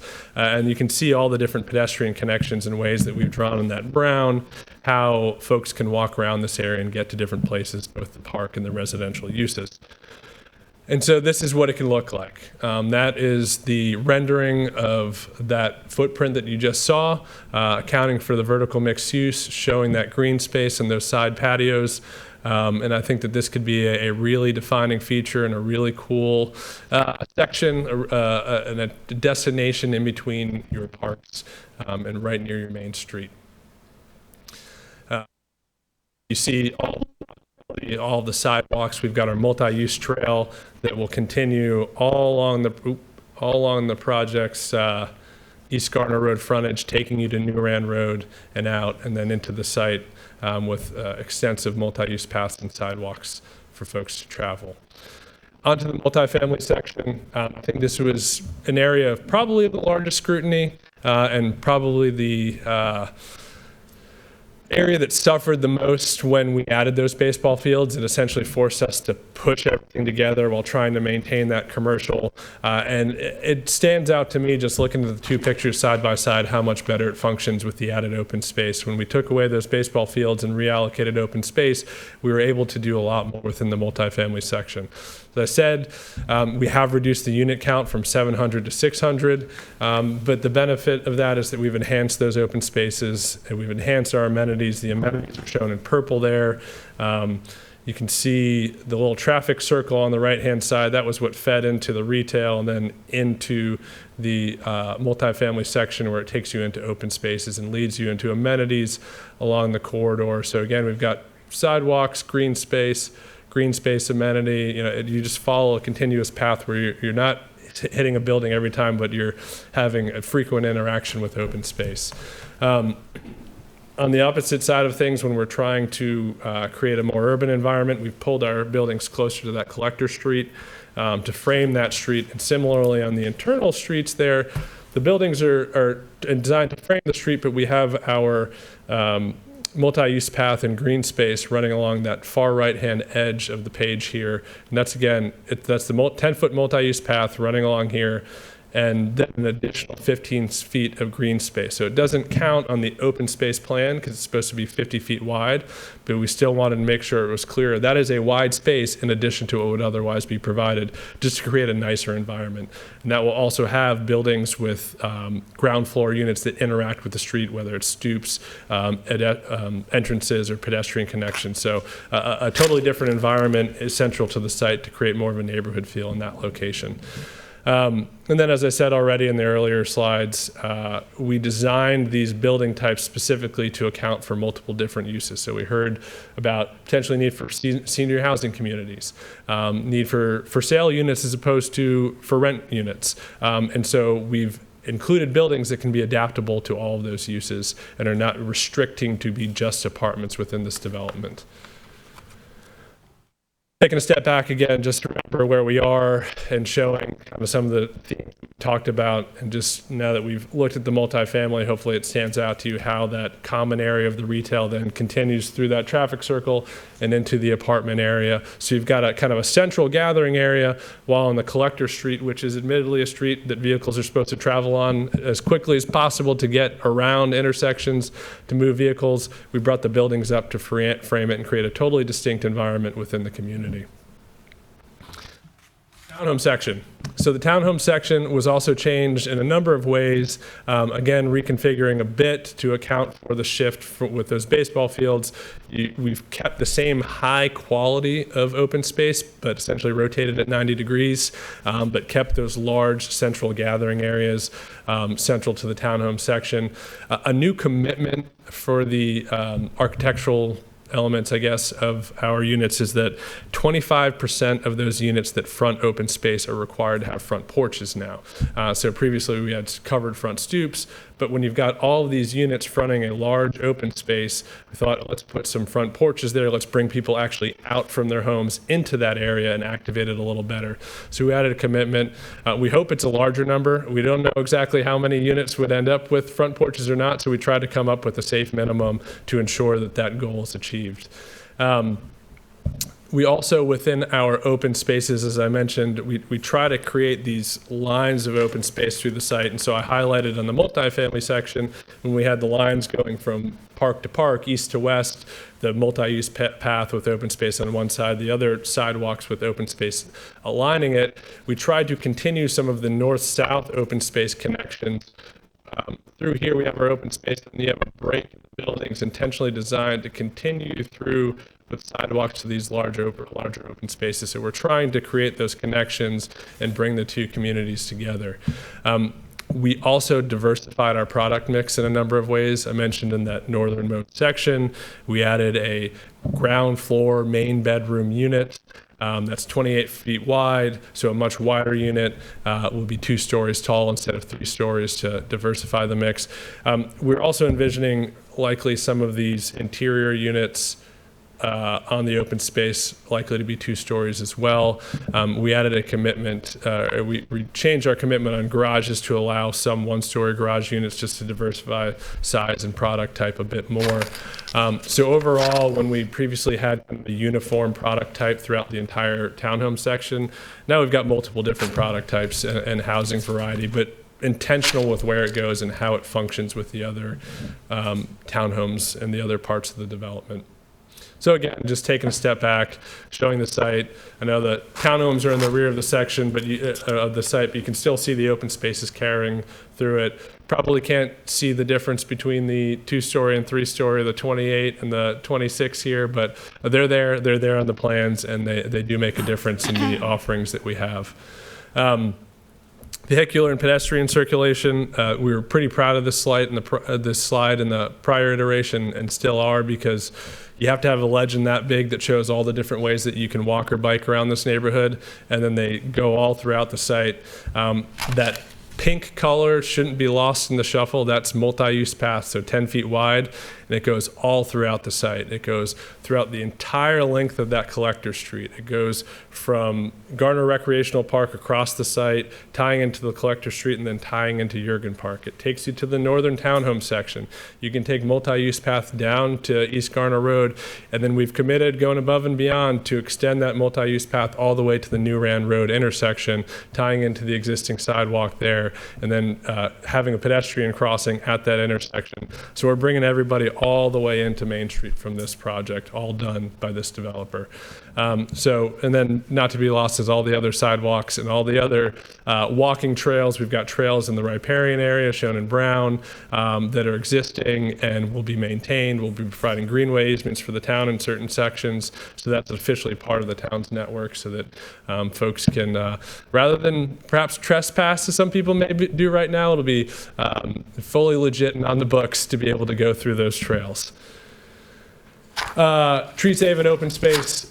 Open space has always been solid here with the large preserved areas. I think this slide just reinforces what we tried to do with the open space within the multifamily section, linking it to the pedestrian connections, having those intervals of open space as you move east to west, having that 15-foot wide space as you move east to west, and then having connections north to south, taking you from open space to open space. So rather than have random spots here and there because we didn't have space or we didn't know what to do with this part, we actually designed the site around that open space and tried to create a rhythm that made sense and address some of the comments we heard at the last meeting. We've got a lot of commitments in this project. It's been around for 2 years, so I think we've gone through every possible topic and added and added and added. There are 23 conditions, a narrowed permitted use table. Our architectural commitments are extensive. They've been well vetted by staff and have been fine-tuned over numerous review cycles. There are a number of commitments that shouldn't be lost in the shuffle, such as EV charging commitments that go above and beyond code requirements, commitments to have certain amenities. Commissioner Carson, I recall you calling out that our dog park in the apartment section was not of sufficient size compared to the townhomes, and so we've matched that. It is now, it went from 500 feet to 1,500 square feet, so we listened to that, and that's one of the commitments included within here. We've got buffering and light restrictions to address neighbor concerns, the folks that are most proximate to the southern edge of the site. We've got commitments to provide those multi-use paths that we've shown. They're not just drawings, they're commitments to the project. And then we've got the affordable housing commitment within the multifamily community. These are the renderings. These are the same as the last time we were here. The representative imagery. We're hoping to have kind of a diversity of product types, yet maintain cohesive design through the architectural commitments that we've provided. And those architectural commitments do carry throughout the different uses. We've got common elements so that you can have rhythm between your non-residential and your residential uses. Townhomes, the unit on the top is the one that we were talking about that's now been added to have that first floor main bedroom to provide another product type for seniors and so folks can age in place within this community. Our TIA improvements, I think we went through this in quite a bit of detail at the last hearing, and they are just the same as they were last time. They're extensive. This is one of those rare projects that isn't just mitigating the impacts of its traffic generated, but really solving some existing issues. The most notable of which is the New Rand Road and East Garner Road intersection. And I think we had this same slide last time, but on the left-hand slide in that imagery is the no-build condition of that intersection. On the right-hand side is with our development and with our improvements at that intersection, just how much better that performs. That queuing goes down drastically. Now, one late-breaking update, I noticed in staff's presentation there's a comment that the railroad may not allow that right turn. We had a bit of a scramble over the last month or so in speaking with the railroad about their concern of widening within the railroad right-of-way and essentially not really wanting that to happen. So we had all hands on deck to work through that, and I think it was maybe today we had some correspondence that there's a solution to be able to provide the right turn lane within the railroad right away. Comes at a cost. It's going to come at a licensing a fee, so that developer-funded improvements of $1.9 million. It's going to go up by about $50,000 to make that work. But it is back in the works, and so we're relieved to know that the needed improvements here can be delivered with this project. Not to be lost in the signalization of that intersection is the pedestrian crossing, which we know it's not safe, or it's of questionable safety today to make that crossing on foot, but there will be a true crossing at that railroad tracks that ties into the multi-use path that takes you into the development that we're proposing. Creech Road connection, it was just brought up as a concern by council, just to want to make sure that we're designing that in a safe and effective manner. And this is just to show that we have studied the site distance triangles, and it's well thought out, and we're confident that that intersection, our driveway there, will function well. The project does have an accompanying development agreement. That's not part of what's before the Planning Commission today, but I know we talked about it a little last time. There have been some changes that have been made, and at a high level, don't need to bore you with the details, but when you took out the Garner Recreational Park expansion and all of the fee reimbursements that were going with that and the discussion on that, when you take that out, it's a pretty simple development agreement. We're talking about coordinating with the town to bring in the necessary improvements to make sure that the streets can get built, to make sure that the sewer can get delivered, and then to make sure that the connection across Garner Recreational Park can be made. So it streamlines it quite a bit, and it really kind of eliminates, I think, a lot of the concerns that we've heard in the past. I do think there are a lot of major public benefits with this project. We talked about the transportation improvements. We are extending sewer to Jurgen Park, and that's going to come at about $1 million of savings to the town because of the way we're able to bring it instead of how the town would have been able to do it on their own. We hope implementing the Clues vision for this site. We thought it was pretty exciting to present this the first time shortly after that was adopted, and to have something that such a vision for change be presented right on the heels of that new plan adoption. And then the plan calls for supporting Main Street and creating new life down there, and we do think we're bringing that. As I said, it's been a long time in the works, about 2 years in the project. I'm sorry I left off the last Planning Commission hearing, but I think you all knew that happened as well. So that was back in December. We continue to work on it. It's been a really engaged process, and we're just excited to be at this point. Happy to answer any questions that you may have. Thank you very much. Very thorough presentation. So lots going on. I did have two questions I want to address before we carry too much further. One is for staff in terms of now that the baseball fields have been taken off the table, and that we back it up. Now that we had the Parks Rec Advisory Board respond to the baseball fields, they made the recommendation. Those have since come off the table. Do they need to respond again to the changes, or are we good to go there?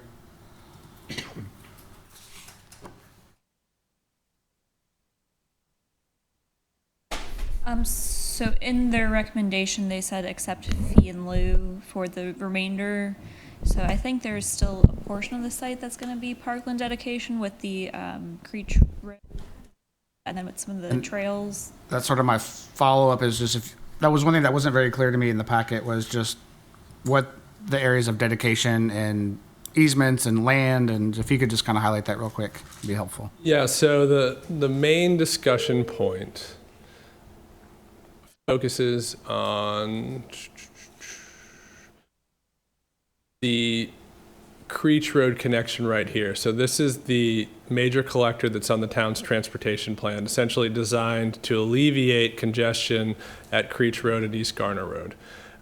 So that has to cross along the kind of northern edge of Garner Recreational Park to punch through. We pushed it as far north as we can. But Garner Recreational Park was developed with certain federal grants that require an approval process if land is to be converted to a different use. So even a change to street or right-of-way triggers that process. And so what we have to do is take land from our site and essentially swap it. We have to show that we're providing equal or greater value in what we swap. The land that we need to account for is not only the right of way, but it's the area that would be affected by construction easements because of the duration of those easements and construction. So it actually comes down a little bit. We have to count for acreage a little bit on either side, as well as the property line you can see is kind of this zigzag here, just a little bit on the north side as far as we could safely push it. But because that's essentially being separated from the remainder of the park, we have to account for that acreage as well. And so what we were proposing to swap is sections of this greenway here to dedicate that to the town to be true town-owned greenway. We have not, as a development team, gone through this process, so we hope that that's appropriate, but we've also looked at options for portions of the land, that stick out in for, Jurgen Park or otherwise. It doesn't necessarily have to be contiguous to the park that's being affected. So, this area right here could be at play if needed, just to expand Jurgen Park and provide more opportunities. But at this point in time, the dedication would relate to the area in here. Thank you. I appreciate the clarification. All right. I will open it up to commission members for comments and questions. I'll start with Ms. Phillips. No questions? All right. Mr. Carson? I'd like to commend you on taking into account a lot of the concerns that were raised in November and December. The revised with the realigned layout and more green spaces, better connectivity and access, I think is a big plus. The expanded commercial footprint out along Garner Road is a plus. Reducing the density by 100 multifamily is a big plus. But I have a few questions. So with the reduction, well, let me back up. In November, when it was presented to council, they did not have the updated traffic impact study. And then when it came before the commission in December, again, it did not have that updated study, where it went to 6,600 vehicle count per day. Now you've reduced it, but there's no traffic study that shows the 6,600 or how this reduction of 100 multifamily units impacts that traffic count. That was one of the big concerns that I raised, and I think a couple council members had raised that as well in November.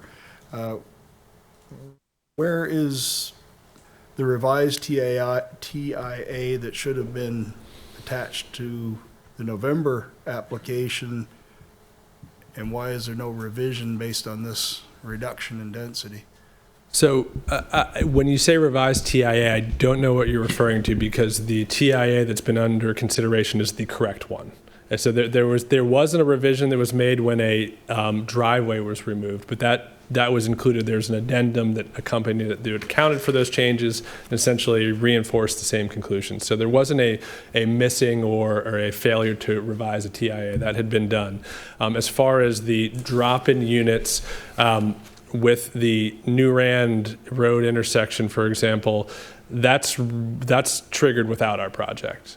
And so the other improvements essentially are all ones that go with this project in most facets. So the drop in units is not going to change the needed, I guess the committed improvements, because there was just a need already. So again, just to go back, there was a TIA that showed 4,400 vehicle increase per day. That was discussed, and your traffic engineer had stated that it increased to 6,600. And they didn't have time to put that in the... So I recall that discussion. I think that she had gotten tripped up with the numbers, and someone was saying 4,400 and it was 6,600. She had read the wrong number, but the TIA was correct, and it accounted for the right number of vehicle trips. It was just, I think, a misstatement on her part that we had attempted to clarify at that hearing, but the TIA was accurate. I'm just confused why it was wrong in November and wrong in December. Anyway, okay. Another question. You're still not showing or mentioning anywhere that I can see where you are considering signalization for the main entrance onto Garner Road with all of these vehicular in and outs coming out there on the blind turn around that hill. Signalization. Is there a reason that that's still not being considered? I think I disagree with the characterization that it's a blind curve. It's been an intersection that's been studied quite carefully and determined to be safe. We chose that location intentionally and studied the grades. There's major widening and frontage improvements to account for that. So I think any clarification of that not being a safe intersection is inaccurate. As far as signalization is concerned, I don't recall the exact details on signalization. My recollection is that it wouldn't be approved. Is that correct? Yeah, that it wouldn't be approved by DOT.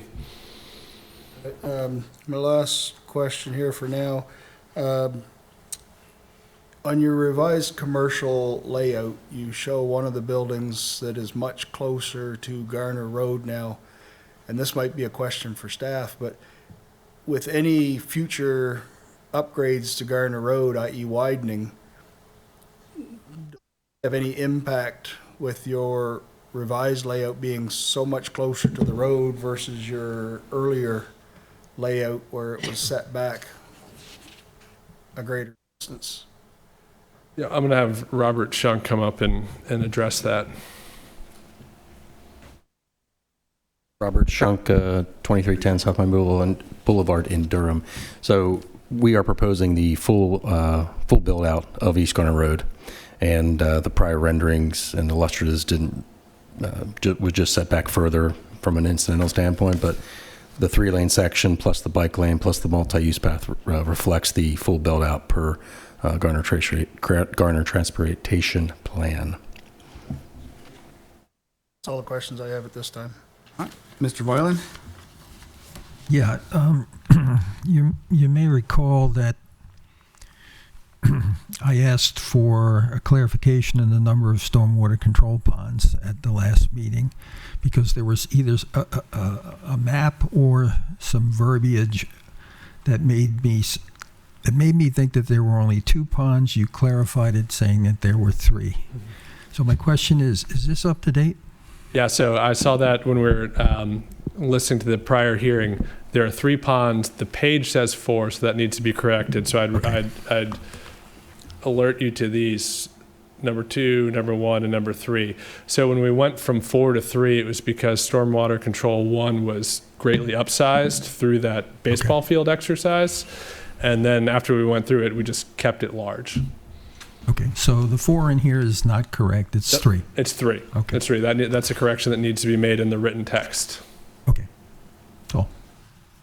Ms. Evan? I'm good at it. All right. Ms. Hodges? I mean, overall, I appreciate the consideration to the project and our comments and the community's comments.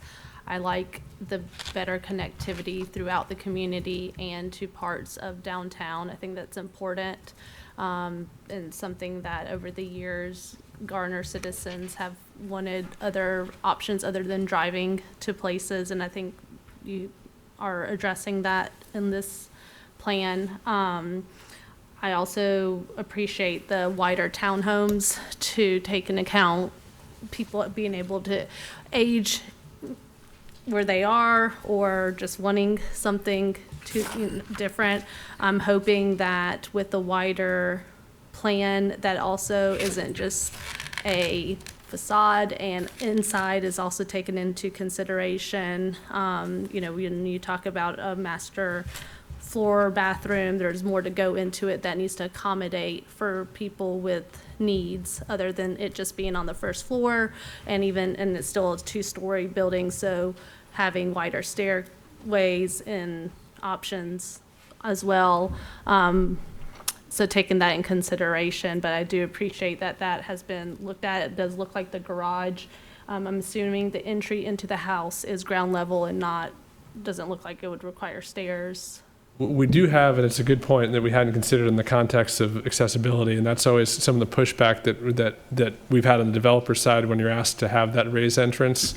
But that's been a common commitment. I don't know if we should build in an exception for that, but it's something worth noting and worth looking at. Hadn't considered it. Yeah, I would certainly, if that is what you're hoping to do, is to have accessibility. Even a 1-step or in a garage having 2 steps makes it unaccessible for people to enter their own homes, often having to then put in a lift that can be very pricey and taking up a big portion of the garage, if that's even allowed in the first place. So again, thinking through it more in depth about what accessibility actually means. But I do appreciate that we're working towards that. I like Mr. Jefferson probably would agree the front porches are a nice addition for community. I think you had mentioned that the last meeting, wanting to see more front porches where people could gather, and it seems like you've brought in some more of that into some of the townhomes as well. I don't have specific questions necessarily. I would like to hear more at some point about sustainability efforts throughout the plan, maintenance plans as well, and maybe some information about consideration about how HOA or how this is going to work funding wise too. I don't know if this is the appropriate meeting. There for that, absolutely but- will have to be an HOA, and there'll probably be a master association among the different units, but certainly within the townhomes, you'll have an HOA that's responsible for common area maintenance. Within the apartment sections, typically it's property management, same as the retail, but you need a master declaration to make sure that those are all working in sync and that things are cohesive across.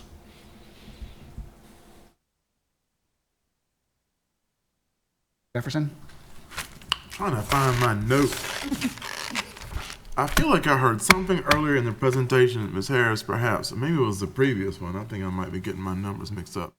About a gated access on something. Was that another project? So one of the questions that has come up is how would we connect into the future Jurgen Park? And I'll use my little red dot again. So what we've said, there's concerns, I think, as to having traffic from this site go into the park and having it closed at night. How will this work? So to be clear, our project doesn't need another entrance point into Jurgen Park. It has the required number of access points as shown. We had, when we started the project, thought about using Jurgen Park as a required access point, but with the Collector Street plans, it necessitated that connection anyway. But what we did is essentially say, town, if you want to make this connection in the future, if you determine for whatever reason for connectivity, we brought this street right up along the property boundary so that within this whole area, free range, design as you will on Jurgen Park and connect where you want, and the street's there for you to tie into. And if the town elects at that point, we don't want people entering the park at off hours or whatever vehicular traffic from our site coming into it, that's within the town's control. Okay. All right. Thanks for that. The image that you have shown on page 22 on your document, well, that I have, our packet, the front-loaded townhouse, and of course the rear-loaded. Okay. So you're introducing a front porch. So these images aren't showing that, right? No. So these are not. The front porch units would be rear load on those central areas. To be honest, we made a development partner a little uncomfortable with that commitment, and we said, no, you need to figure it out. And so there's going to be some design to go with it, but it'll be a new product type. Because as you can imagine, oftentimes what you hear from these townhome builders is, well, that's added costs, and we don't know if people are going to use it, but we deemed it important, so we added it. Okay, all right. I just wanted to make sure that that this wasn't showing that, because I couldn't see it anywhere else. Thanks for clarifying that. On the multifamily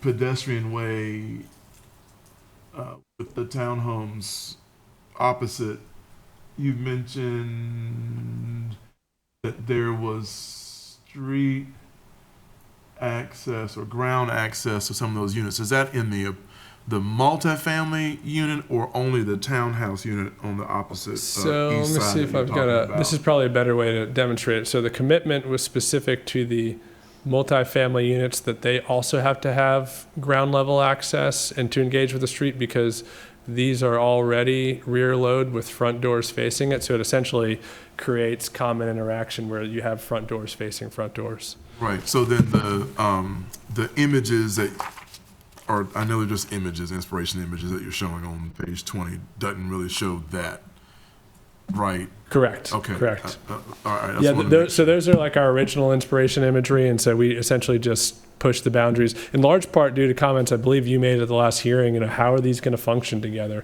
How are you going to have cohesive development between the multifamily and the townhomes? And so give Jonathan the credit, and he can talk about some of the design themes, but he put a lot of thought and a lot of effort into making sure that the buildings actually function well together and function with the street and function with the open space. Okay, I really appreciate that. I just wanted to make sure that if I'm looking at this product imagery, that I'm not seeing it or it was the same one. So at least it's in the language, and I appreciate that. And I look forward to seeing what that may actually, like what that looks like eventually and diagrammatically. The plans, the ultimate overall plan was hot off the press for your deadlines. So to get to renderings and all of those details just wasn't on the table for us. Will that be sent to staff to share with us, those renderings? We can probably look for some similar imagery, apartment units that have stoops. I mean, it's essentially... Well, I mean just the 3D images of the overview, the area that we don't have in our packet. We don't have these images in our packet. Yeah, we can circulate those. These were post-submission additions. I figured as such. I was just flipping through. You probably heard my pages turning on the mic. I apologize for that, those that are listening. Okay. I really appreciate you thinking about the connectivity on the north-south. There are a couple questions I have about the connectivity east-west. If you can, well, you might stay, well, you can go back to the plan layout, the site plan layout if you want. Larger overview. Yeah. So, looking at the east-west access where our retail commercial space is here. The building that Mr. Carson mentioned that is now parallel to Garner Road, I appreciate you adding more commercial footprint to the mixed-use portion, which I think definitely for a unit this size is important, and also a way to connect to the downtown component, which I appreciate you talking about. My only question, and this is, I don't know, probably design related in some way, as a way for us to connect to the downtown from walking along the sidewalk, I wonder, and this is a question, would it be more functional or useful for the pedestrian way as they move along the sidewalk and this pedestrian access to connect in the east-west axis of that commercial retail unit as opposed to having a building blocking that view? My only question is the only way that well, they know that it'll be something commercial there, but if it were more open as kind of a viewed access, and then you have even a pedestrian way from the street, and then of course the sidewalk on the main roadway, that it creates this open connection to what would be opening to the pathway to downtown. Does that make any sense? It does, and I actually can respond to that. Jonathan Parsons, 900 West Street, Raleigh, have worked with the team on the architectural and master planning design. Definitely appreciate everything you were saying, and we put a lot of thought into that when we did this rearrangement, specifically because the existing kind of downtown core is right here off the map, so you're coming in from Garner Road. So it's really hard to see because we're at a zoning case level, and when this comes back site plan architecturally, there's a lot of hope that all this is going to continue through. We actually intentionally left that bite out here. So the idea is you're driving down and there's a place really to get that kind of visibility at the end of the building, and the building really has this kind of like peek through that's very meaningful because it's pretty large. It's a 30-foot plus opening that lets you get in and see the green, see the buildings opposite, because really the traffic's going either along the road at the 35, 40 mile an hour clip. You have the big multi-use paths, so everybody's walking in. As they come in, they're going to see all that activity. You'll never appreciate that elevation. I know architecturally we want to see that and see it visual, but the actual functioning, the living, how we're going to walk to and from town into the parks, you're going to meander. So the idea is we really want to be able to pop in and get that great view on that end. And you saw the same in that 3D perspective, and that's what's starting to see here. So you see that kind of bite out here, the ability for an upper floor terrace. This building, even though it looks big on the plan, it's also supposed to be like the depot inspiration, so large overhangs, lots of permeability along that facade, going east-west as well as north-south through the building. So the idea you're going to be able to really work through that building, and that's also why we intentionally left this corner bite off here. So again, that hard corner to get that visibility. If that addresses that, sir. I wonder if that's the case. Like, do we want to celebrate this more? That's what it's hard to get all the renders. I mean, instead of making this more open space, then just make this corner more open space and push that building to the corner. It is. It's hard in our number of renders we can cover with our fees and what we're trying to do. But we try to get the Garner side because the park's on the side. And honestly, I fell in love with this site because of actually this property here. So we also want to celebrate that connectivity there. But definitely, as this comes back through, that's an area we want to make sure that they're outdoor dining. That's how we wrote it in, outdoor activation, pedestrian connectivity, so you can get both ends coming through.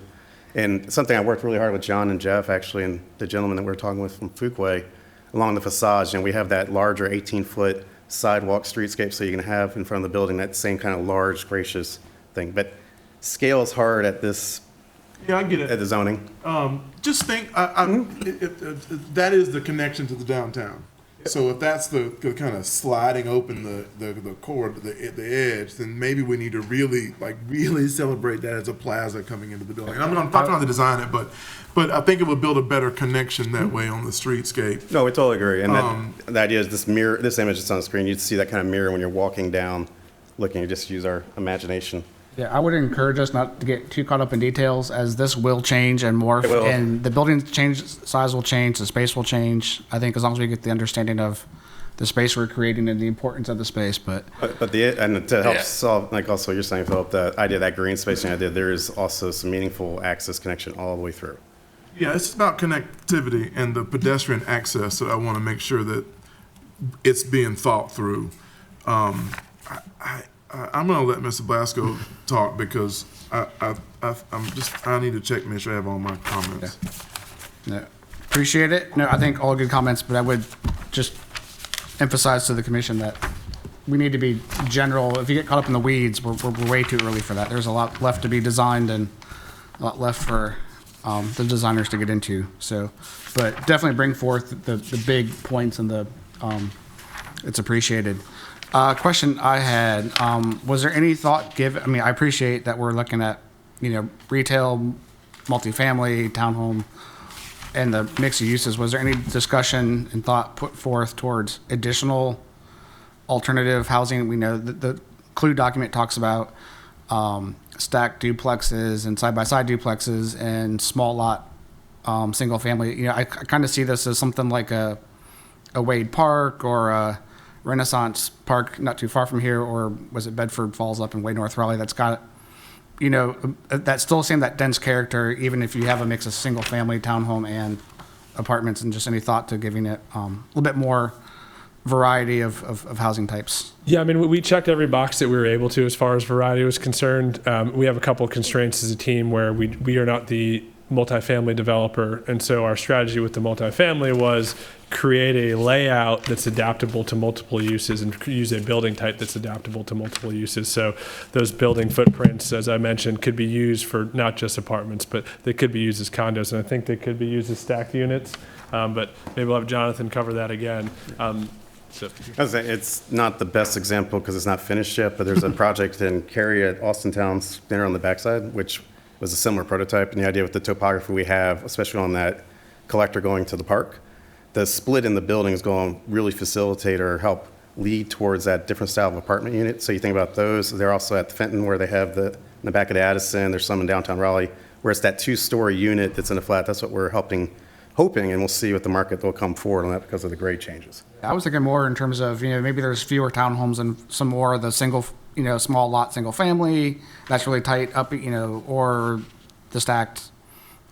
So we did look at those. Yeah, and we looked at small lot, single family was one of the things that came up. And ultimately we thought that the townhome product was just a better product than some of those offerings. That maybe that was a judgment call, but when we were looking at the site and how it all interacted, it just didn't seem to fit well, but it was considered. What we determined though is let's at least with those townhomes provide as much unit variety and differentiation. So 2 and 3 stories, different widths, different product types, wide range of price points, and serves different customers. I do have a little bit of a concern with that sort of the spur, as maybe we'll call it, kind of to the northeast, sort of disconnected and trapped, so to speak. Is there any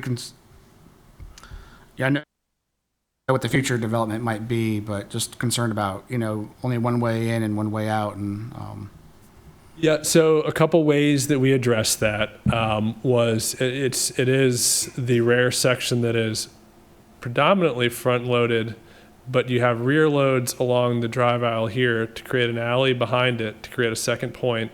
Then you got median divided there as well to create essentially two paths. So if that one's blocked, you've got multiple points. So we got creative with making sure that there are multiple ways to get in there. The other thing I was thinking about, going back to the multifamily, just more of a suggestion, but again, trying to avoid the details, but appreciate the EV chargers. Maybe it's like the previous project, one per 50 spaces or one per building. I think just 2 on the whole site could go a little further, but appreciate the idea. It's a good point. We drafted that commitment in July of 22, and it was a pretty good commitment then. It just isn't one of the ones we've revisited since then.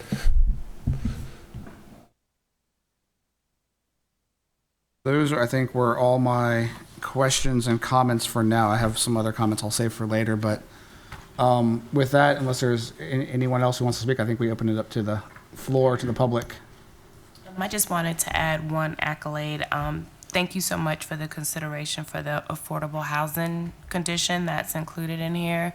We often, ask about affordability, with the housing in our town. So thank you.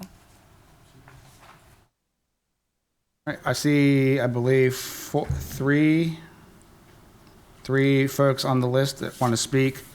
I will remind you, this is not a public hearing, although we do appreciate and respect and value comments from the public. I'll ask you all to keep your comments condensed, preferably 10-ish minutes per side, for and against. Try to avoid repetitive comments. And with that, I'll start with those who are on the list, and if there's more, then we can maybe move on from there. But Mr. Whitfried, would you like to speak?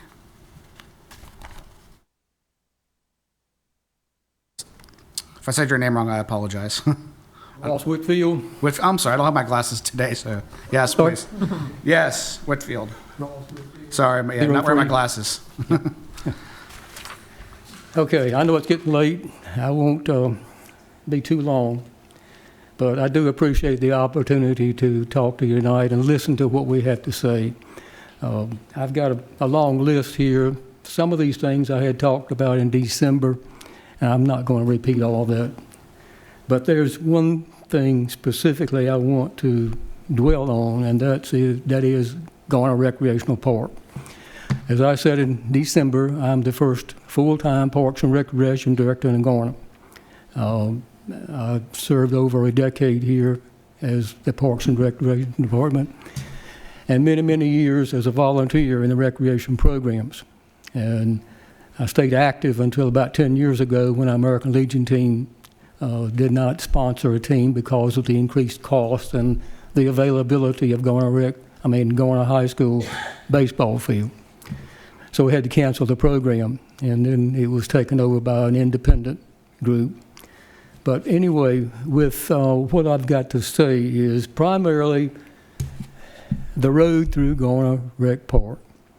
We have, I said in December that this is a sticking point as far as we're concerned, because we did get the Land and Water Conservation Fund grants, and it was a very competitive back in those days, because that was about the time that a lot of the municipalities and county governments started getting more active because of the state legislature had the Recreation Enabling Act, and it is a necessary expense to spend for recreation. So these municipalities and county governments started spending a lot of money, and we did have a very competitive time getting those monies. Garner at that time, you have to remember, I think when I came here, it was about 7,000 in population, and we didn't have a lot of tax base to have capital improvement fund money to do things. And it was required to get the Land and Water Conservation Fund grants. And you may know that the money is not a tax. It's the lease is on the gas and oil production, offshore gas and oil drilling. And with the LWCF, the stipulation is that the grants that were funded requires that space be open, maintained and open for outdoor recreation in perpetuity, meaning forever. And then the only exception to this, of course, is getting a waiver from the Bureau of Interior Department, Secretary of the Interior. So this process obviously hasn't begun. So the project will be in limbo until that is decided on. Is that correct? I would defer to staff on that one. That's beyond my expertise. Well, that is with the land and water conservation requirements. I do think that the traffic, I'm sure Nolan, I guess you would talk about the traffic a little bit, right? Okay. I do want to mention this, that stewardship of these parks that we have acquired through LWCF funding, it does require that inspections are made by the staff for the LWCF, and I think every 5 years they have to come through and analyze and see if everything is done correctly. But what I'm getting at here is there's also a stipulation about stewardship that's in the Garner Forward Plan. Now, when I read through this, I haven't read it all completely, but how can we embrace the Garner Forward Plan without looking the history part of it? And I think with our town board at that time was Garner Board of Aldermen.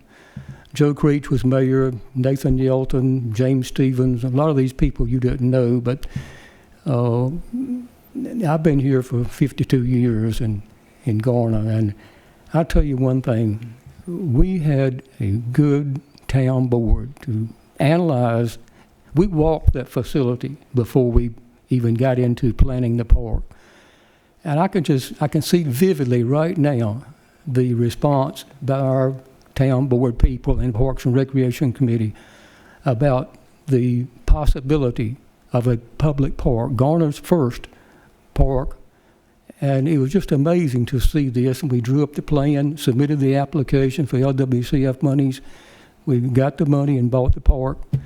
And I tell you that to see something destroyed, and obviously if you're running a road through that end of the park, destroying the tree cover, for example. And also in 1992, when Creech Road Elementary School was opened up, and Garner and the Wake County went into a park school concept to have this 17-acre park right there adjoining the 20-acre Garner Rec Park. So that whole strip of land for parks, for that putting a road through there is just going to destroy the tree cover, and I'm just against it. Again, going back to the Garner Forward Plan,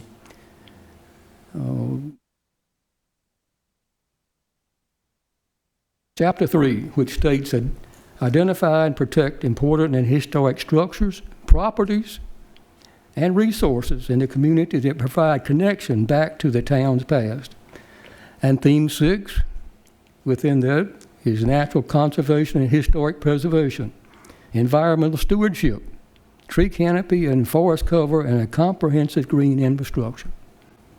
Now, what are we going to do if we destroy that tree cover and have it bisected, the two parks?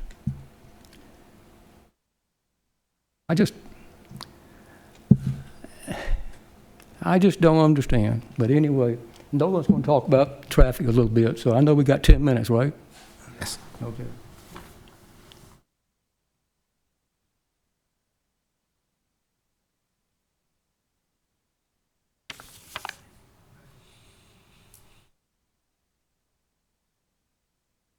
My name is Nolan Saunders. I live at 1000 Creech Road, and I've been there for 48 years, and 6 years before that in another part of Garner. So I've been around here a long time watching things. I don't understand how y'all plan to just keep on adding apartments, adding developments, subdivisions, and everything else on Creech Road and adjoining Creech Road without adding any lanes to it. And you don't have any room to add any lanes to it without taking houses out. Where plans address additional lanes on Creech Road? You're dumping 2 roads here, you're dumping one directly onto Creech Road. You're dumping another one on Garner Road, which is going to end up dumping onto Creech Road. And I just don't see how you expect the road to carry this kind of traffic. Any comments? Any explanation? Appreciate your comments. Definitely take them into consideration. Think it's been done yet? See on my list, Mr. Holton.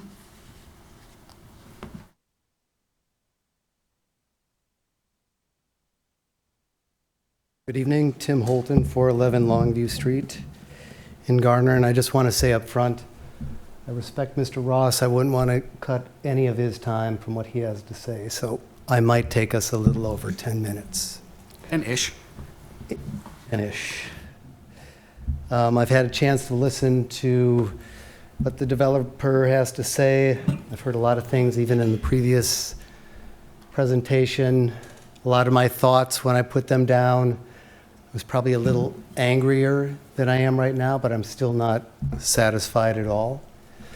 So I'll try to say these things without as much intensity, but I still feel a need to say them.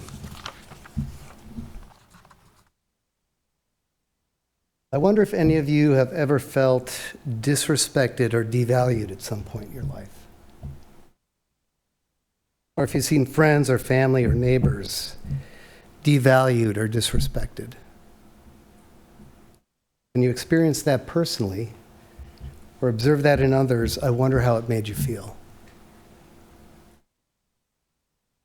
I wonder if any of you at any point in your lives came to understand or realize that you were born or raised or lived on the wrong side of the tracks.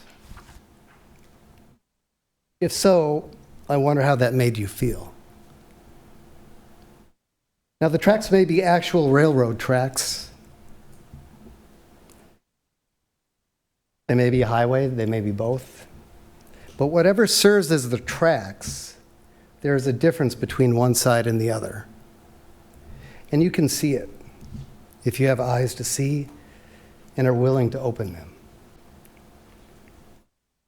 The wrong side looks different, feels different, is viewed and is treated differently.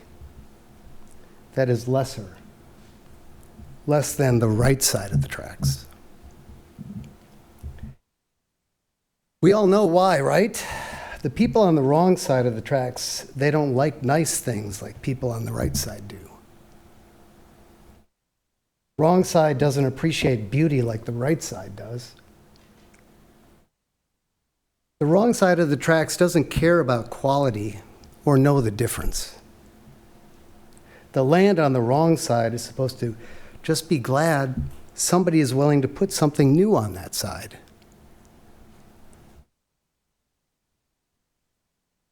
The wrong side is not deserving of the same thing as the right side. And God forbid, the wrong side definitely does not deserve better than the right side. Such reality would be crazy.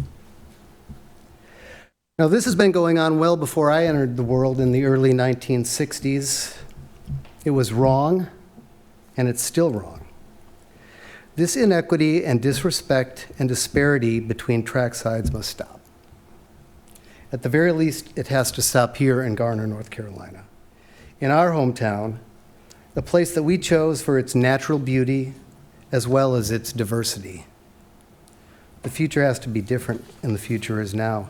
Now, I've paid attention to the projects being proposed and approved here in Garner for most of the past 6 years since we moved here. And I've heard the people's voices who are deeply frustrated and opposed to, and I'll use Mr. Singleton's language again, the ram and cram projects that developers have brought and now continue to bring to our town. And it's not just the ramming and the cramming, it's the lack of beauty and quality that comes with these projects. Garner rarely, if ever, seems to get the developer's best work. Why is that? It's time to aim high, Garner. And to answer the question, is this the best Garner can do? The answer is no. This project is not consistent, reasonable, and is not compatible with the historic character and the historic district designation that this land encompasses and surrounds. It's not compatible or reasonable in its design, architecture, housing types, beauty, and in terms of the housing types. This project is not reasonable or compatible with the landscape that has fostered single-family detached homes. None are even planned for this project, despite 25-plus acres zoned for single-family homes.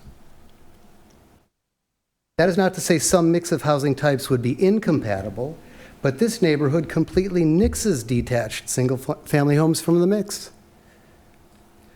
And I'm talking about beautiful 21st century, classic and Southern-inspired detached homes. Homes with the nice things. Homes with beauty of design and architecture and materials. Homes of high quality. Homes that are found on that other side, the right side of the tracks. It's not for the developers to go back to the drawing board. It's time to start with a whole different canvas. A canvas that's painted with projects that respect the historic and natural beauty of our downtown as well as our state. A project that brings to life the nice things, the beautiful things, the quality things. Projects that deliver excellent and respect and level up this north side of the tracks. If we can't make this land shine, land that the mayor correctly describes as the crown jewel of Garner, then something is very wrong. It will perpetuate the notion that the wrong side of the tracks doesn't deserve the same as the right side. And God forbid, the wrong side most definitely does not deserve better than the right side. And that is wrong. Thank you. Thank you. Is there anyone in attendance who'd like to speak in favor of the project?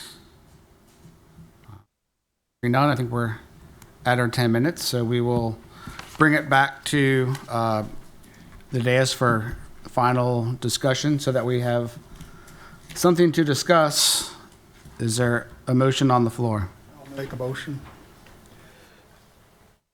Well, I appreciate the changes made in this recent iteration. I move that the Planning Commission deny the consistency statement detailed in Section 6 of this report as their own written recommendation regarding the consistency of the request with the town's adopted land use plans and recommend denial of CZPD 2204 to Town Council for the following reasons. The plan is inconsistent with the Garner 2018 forward plan, mainly the densities that in turn are driving the vehicular traffic concerns. The increased traffic by approximately 40% on East Garner Road, taking it from 11,500 per day to somewhere between 16 and 18,000. Inadequate existing infrastructure, including but not limited to transportation infrastructure of Garner Road and Creech Road. Not preserving key features of the existing natural environment in the adjacent Garner Recreation Park. The main entrance on Garner Road situated in a poor location with no signalization, which is a safety issue. Residential opposition to the project as just submitted.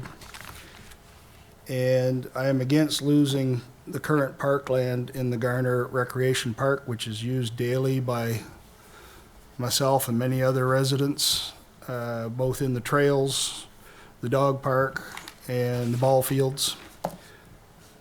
And I'll stop there. Have a motion. Do we have a second?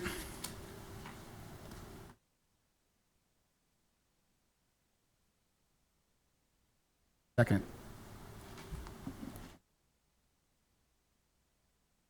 None. Assume that Mr. Triesenberg, with no second, where do we go from here? I believe the attorney would tell you that the motion dies for lack of a second and that you would entertain for another motion. Okay. Have another motion. I'll make a motion. I move that the Planning Commission accept the consistency statement detailed in Section 6 of this report as their own written recommendation regarding the consistency of the requests with the town's adopted land use plan, and recommend approval of CDPD 2204 to the Town Council. Whereas the proposed project is inconsistent with the town's comprehensive land use plan on the basis of density of residential units per acre, current zoning designations for multifamily A, residential R4, and rural agricultural would allow for even greater densities than what is proposed. Lastly, as a master plan project, it is consistent with the comprehensive land use plan's encouragement of such larger master plan projects. Have a motion. Do we have a second?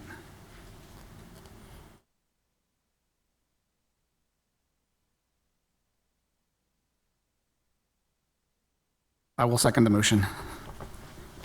All right, we have a motion and a second. Before we take a vote, any last final comments? I'll start with, on this end, with Ms. Hodges.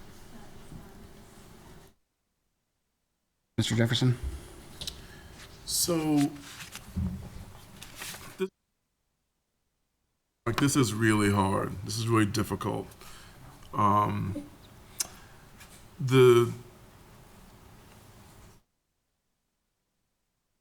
There's clearly something that's still inconsistent in the plan based on our 2018 comprehensive plan. So there's that.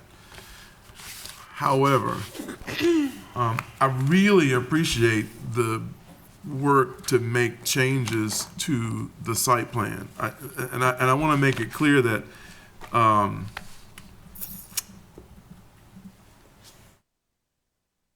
that we understand that there's been a lot of work on this.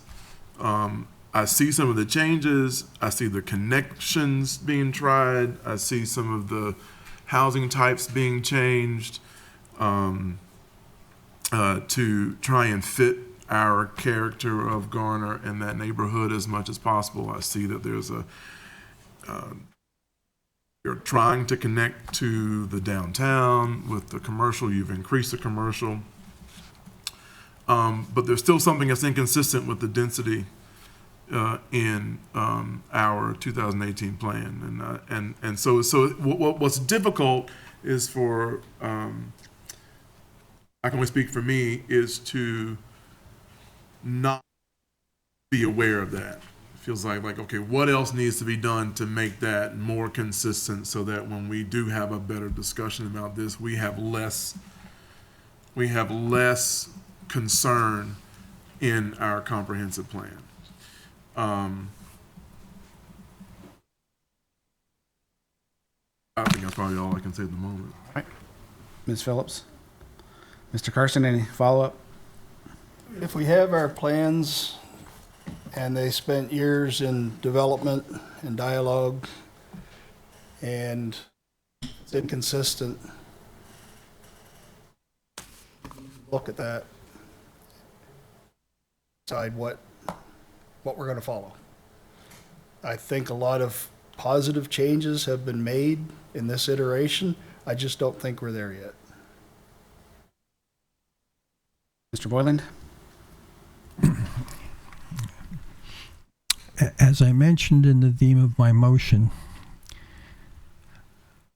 my fear is this developer could say goodbye and we could receive a new proposal under the new plan, which allows greater density, and what we will be faced at as a commission if that was to happen.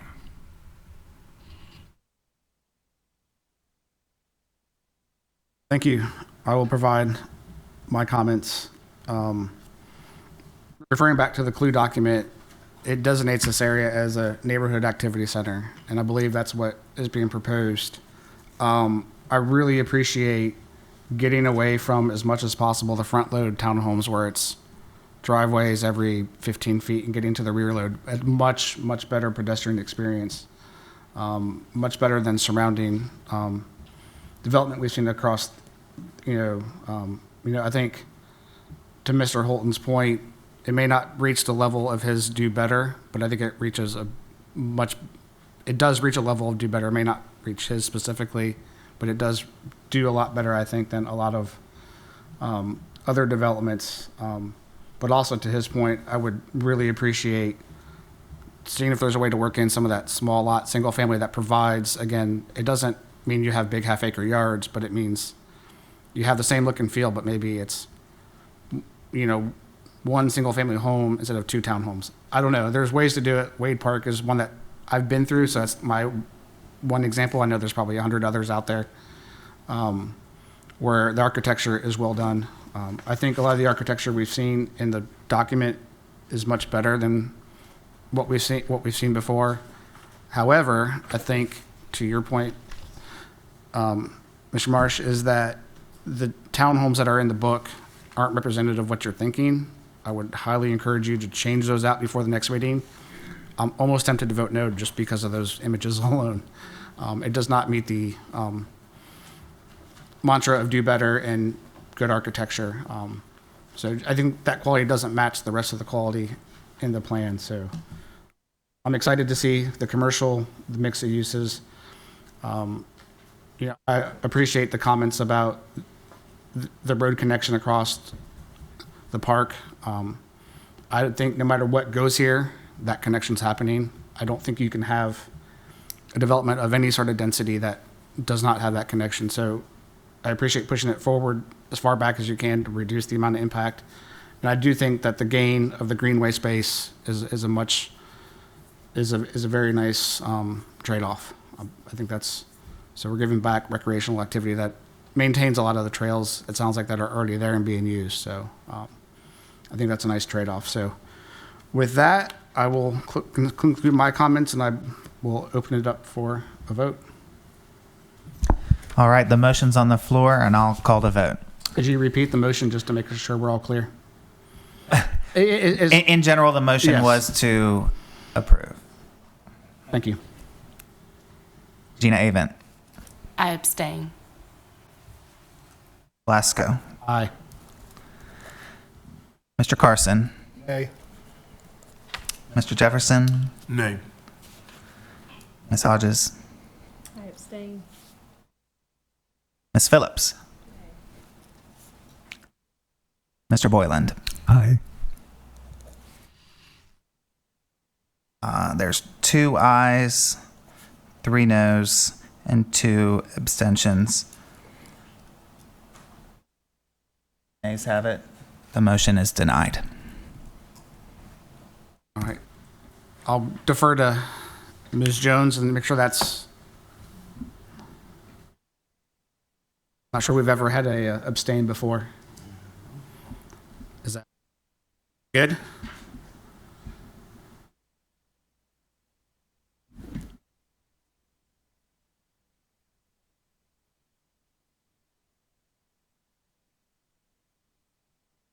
This is a new one for me, so I apologize.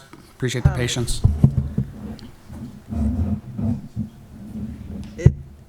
Typically, you wouldn't abstain, and usually a non-vote is considered a yes vote. Now, those are rules that apply to town council. I'm trying to look in your particular rules if they say anything about abstentions, and I don't see anything. So that made me think that absent of reasons such as not being here for the entire proceeding. I'm not sure sure why you would abstain. You could recuse if you had a conflict of interest. I'm concerned that I don't have adequate information at this time to move forward, but at the same time feel like portions of this are consistent, and I agree with, but I think that there have been questions that have been brought up that are legitimate and that need to be addressed further before I feel comfortable saying one way or another. I think there has been great effort to make this work. A lot of time put into this, but for this level of a project and the changes that it means for our downtown area, I think it's only fair for our community to have a clearer picture of some of the things that were brought forth tonight. So that's why I abstained, but if I need to make a decision, we can. I think, Jones, if I have the correct printout in my hands, Rule 29, duty to vote in our current rules and procedures.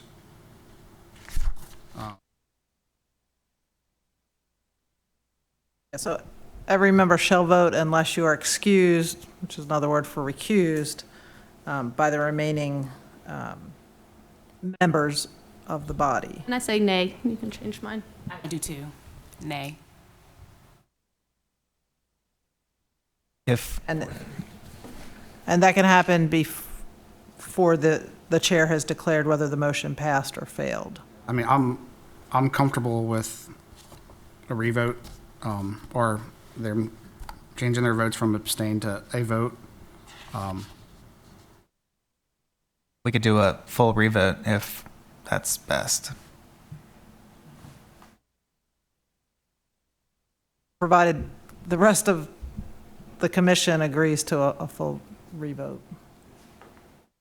So, I mean, the rule about changing a vote is once the presiding officer announces the result, which I believe you asked for clarification without announcing the vote. So a member may not change a vote without the unanimous consent of the remaining members present.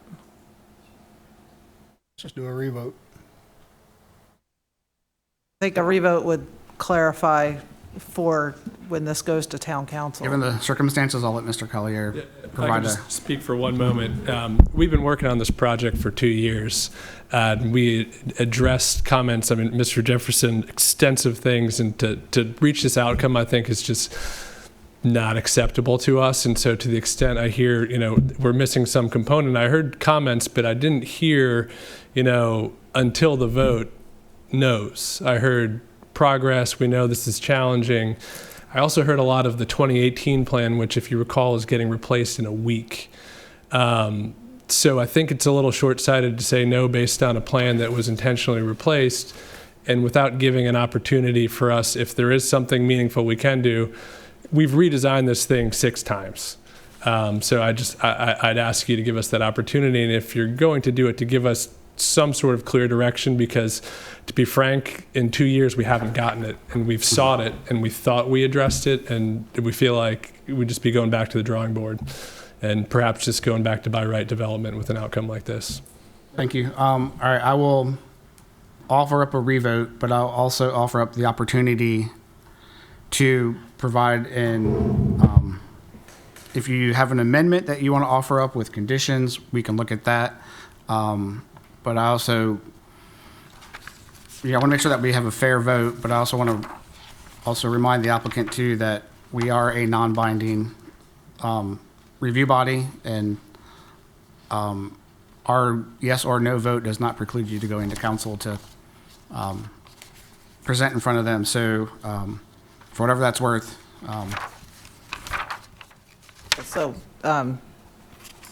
Bear with me, but as I read through the rules, an unexcused failure to vote by a member who's physically present counts as a yes. But I believe, given this unique circumstance, that being able to change the vote and having a new vote would be the best course. And as the chair correctly stated, even a negative outcome or a recommendation against this project does not preclude it from being presented to town council. I appreciate the attorney's, and I will abide by the attorney's guidance. They're an attorney, not me. So with that, we'll go ahead and do a revote. And again, if someone wants to quickly offer up an amendment that provides a condition or something, it will be considered by those who had made the motion. Mr. Masco, I have, I guess, a question. So we have two parts of this. Like we're submitting this under the 2018 Garner Forward Plan, but we are discussing it as our new Garner Forward Plan. So under the 2018 Garner Plan, based on the density, it lists as inconsistent. So what needs to happen to meet that? We as a commission can recommend approval even though it may not be consistent with the 2018 plan. Then council has the decision to decide, is it reasonable or not? This is one of those cases where we have a new plan in place.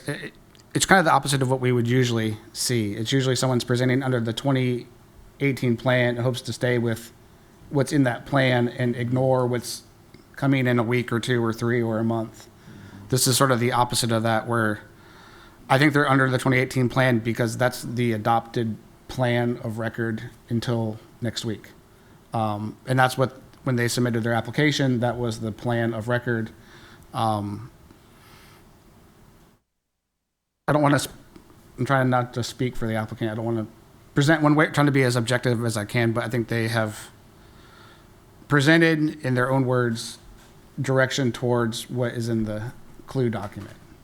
So I think they're trying to, now it's your decision whether or not they succeeded or not, or they had done it well or not, that's your choice, but they have made their effort in whatever way their effort is to adhere to the clue document that has been adopted, will become effective next week. But it's just, I think part of it is because they started this process 2 years ago, 3 years ago, under the 2018 plan. That's what the document they're held to.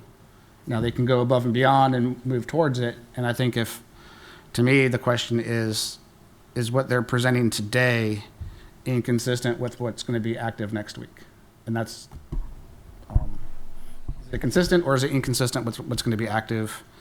Because yeah, I would agree that it's likely inconsistent with the 2018 plan, but in my mind, and I think you're all think your own way, but in my mind, it's consistent also with the clue document. I think Jeff would like to speak. Oh yeah, go ahead, Jeff. I was just going to offer, if you'll recall at the work session before, we talked about how there's kind of 4 different options that this ultimately goes, but state law does not require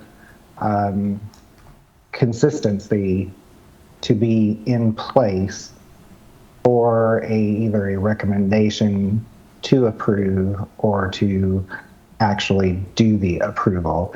It can be inconsistent, but we also talked about how, council's responsibility is the reasonableness statement, but you all still have to make a recommendation as to whether this should be approved. And so that kind of can get into that reasoning kind of language. So that's why there's other things that you can bring into the conversation, and it works the other way as well. So it's not that because it's inconsistent that has to be fixed. The question is do you see reasons potentially as to what mitigates that in your minds? Does that help?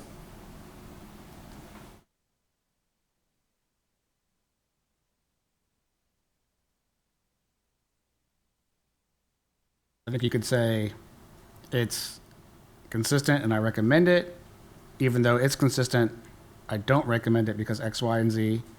Or you could say it's inconsistent, therefore I don't recommend it. Or you could say it's inconsistent, but still I think it should be approved. Those four sort of buckets, if I got it right, Jeff. He's nodding his head.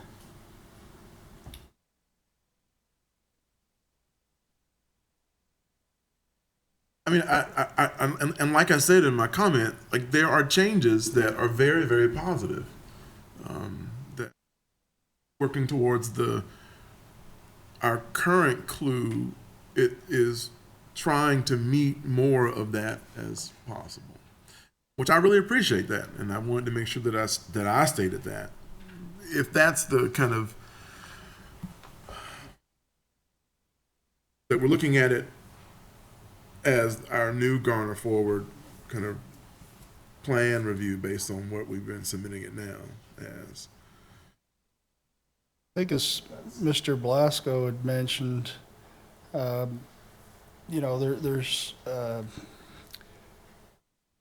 well, I'll start with Mr. Vorlin. There's mismatches in the documents. The SCMs aren't numbered correctly. Mr. Blasco mentioned that the renderings are not correct. We've had two presentations, one in November before council, which I attended along with some other members, another one in December, when we were told directly from the traffic engineer that the traffic count was 6,600. Now today, without any other documentation, we're told that number's not correct. The documentation before us is not correct. And that, along with inconsistency and increased traffic and everything else, I think there's some, in its current iteration, I don't think we're there yet. And that's where I'm at. They've had opportunities in November to December to January to now to correct it. And it has not been corrected. If you want some PIA is correct. If you want some feedback, it is accurate. If you want That's some a feedback, misstatement. that's the feedback. All right, shall we vote, or do we have a last second offer of an amendment? None. I say we take a vote. All right, so once again, we're voting to approve. Recommend for approval, I believe is the motion on the floor. That has been seconded.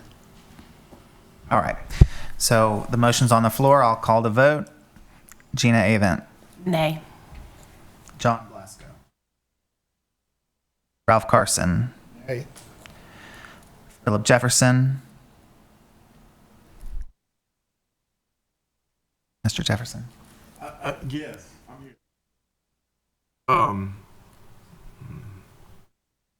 Based on this being reviewed as our new Garner Forward plan, I will say yes.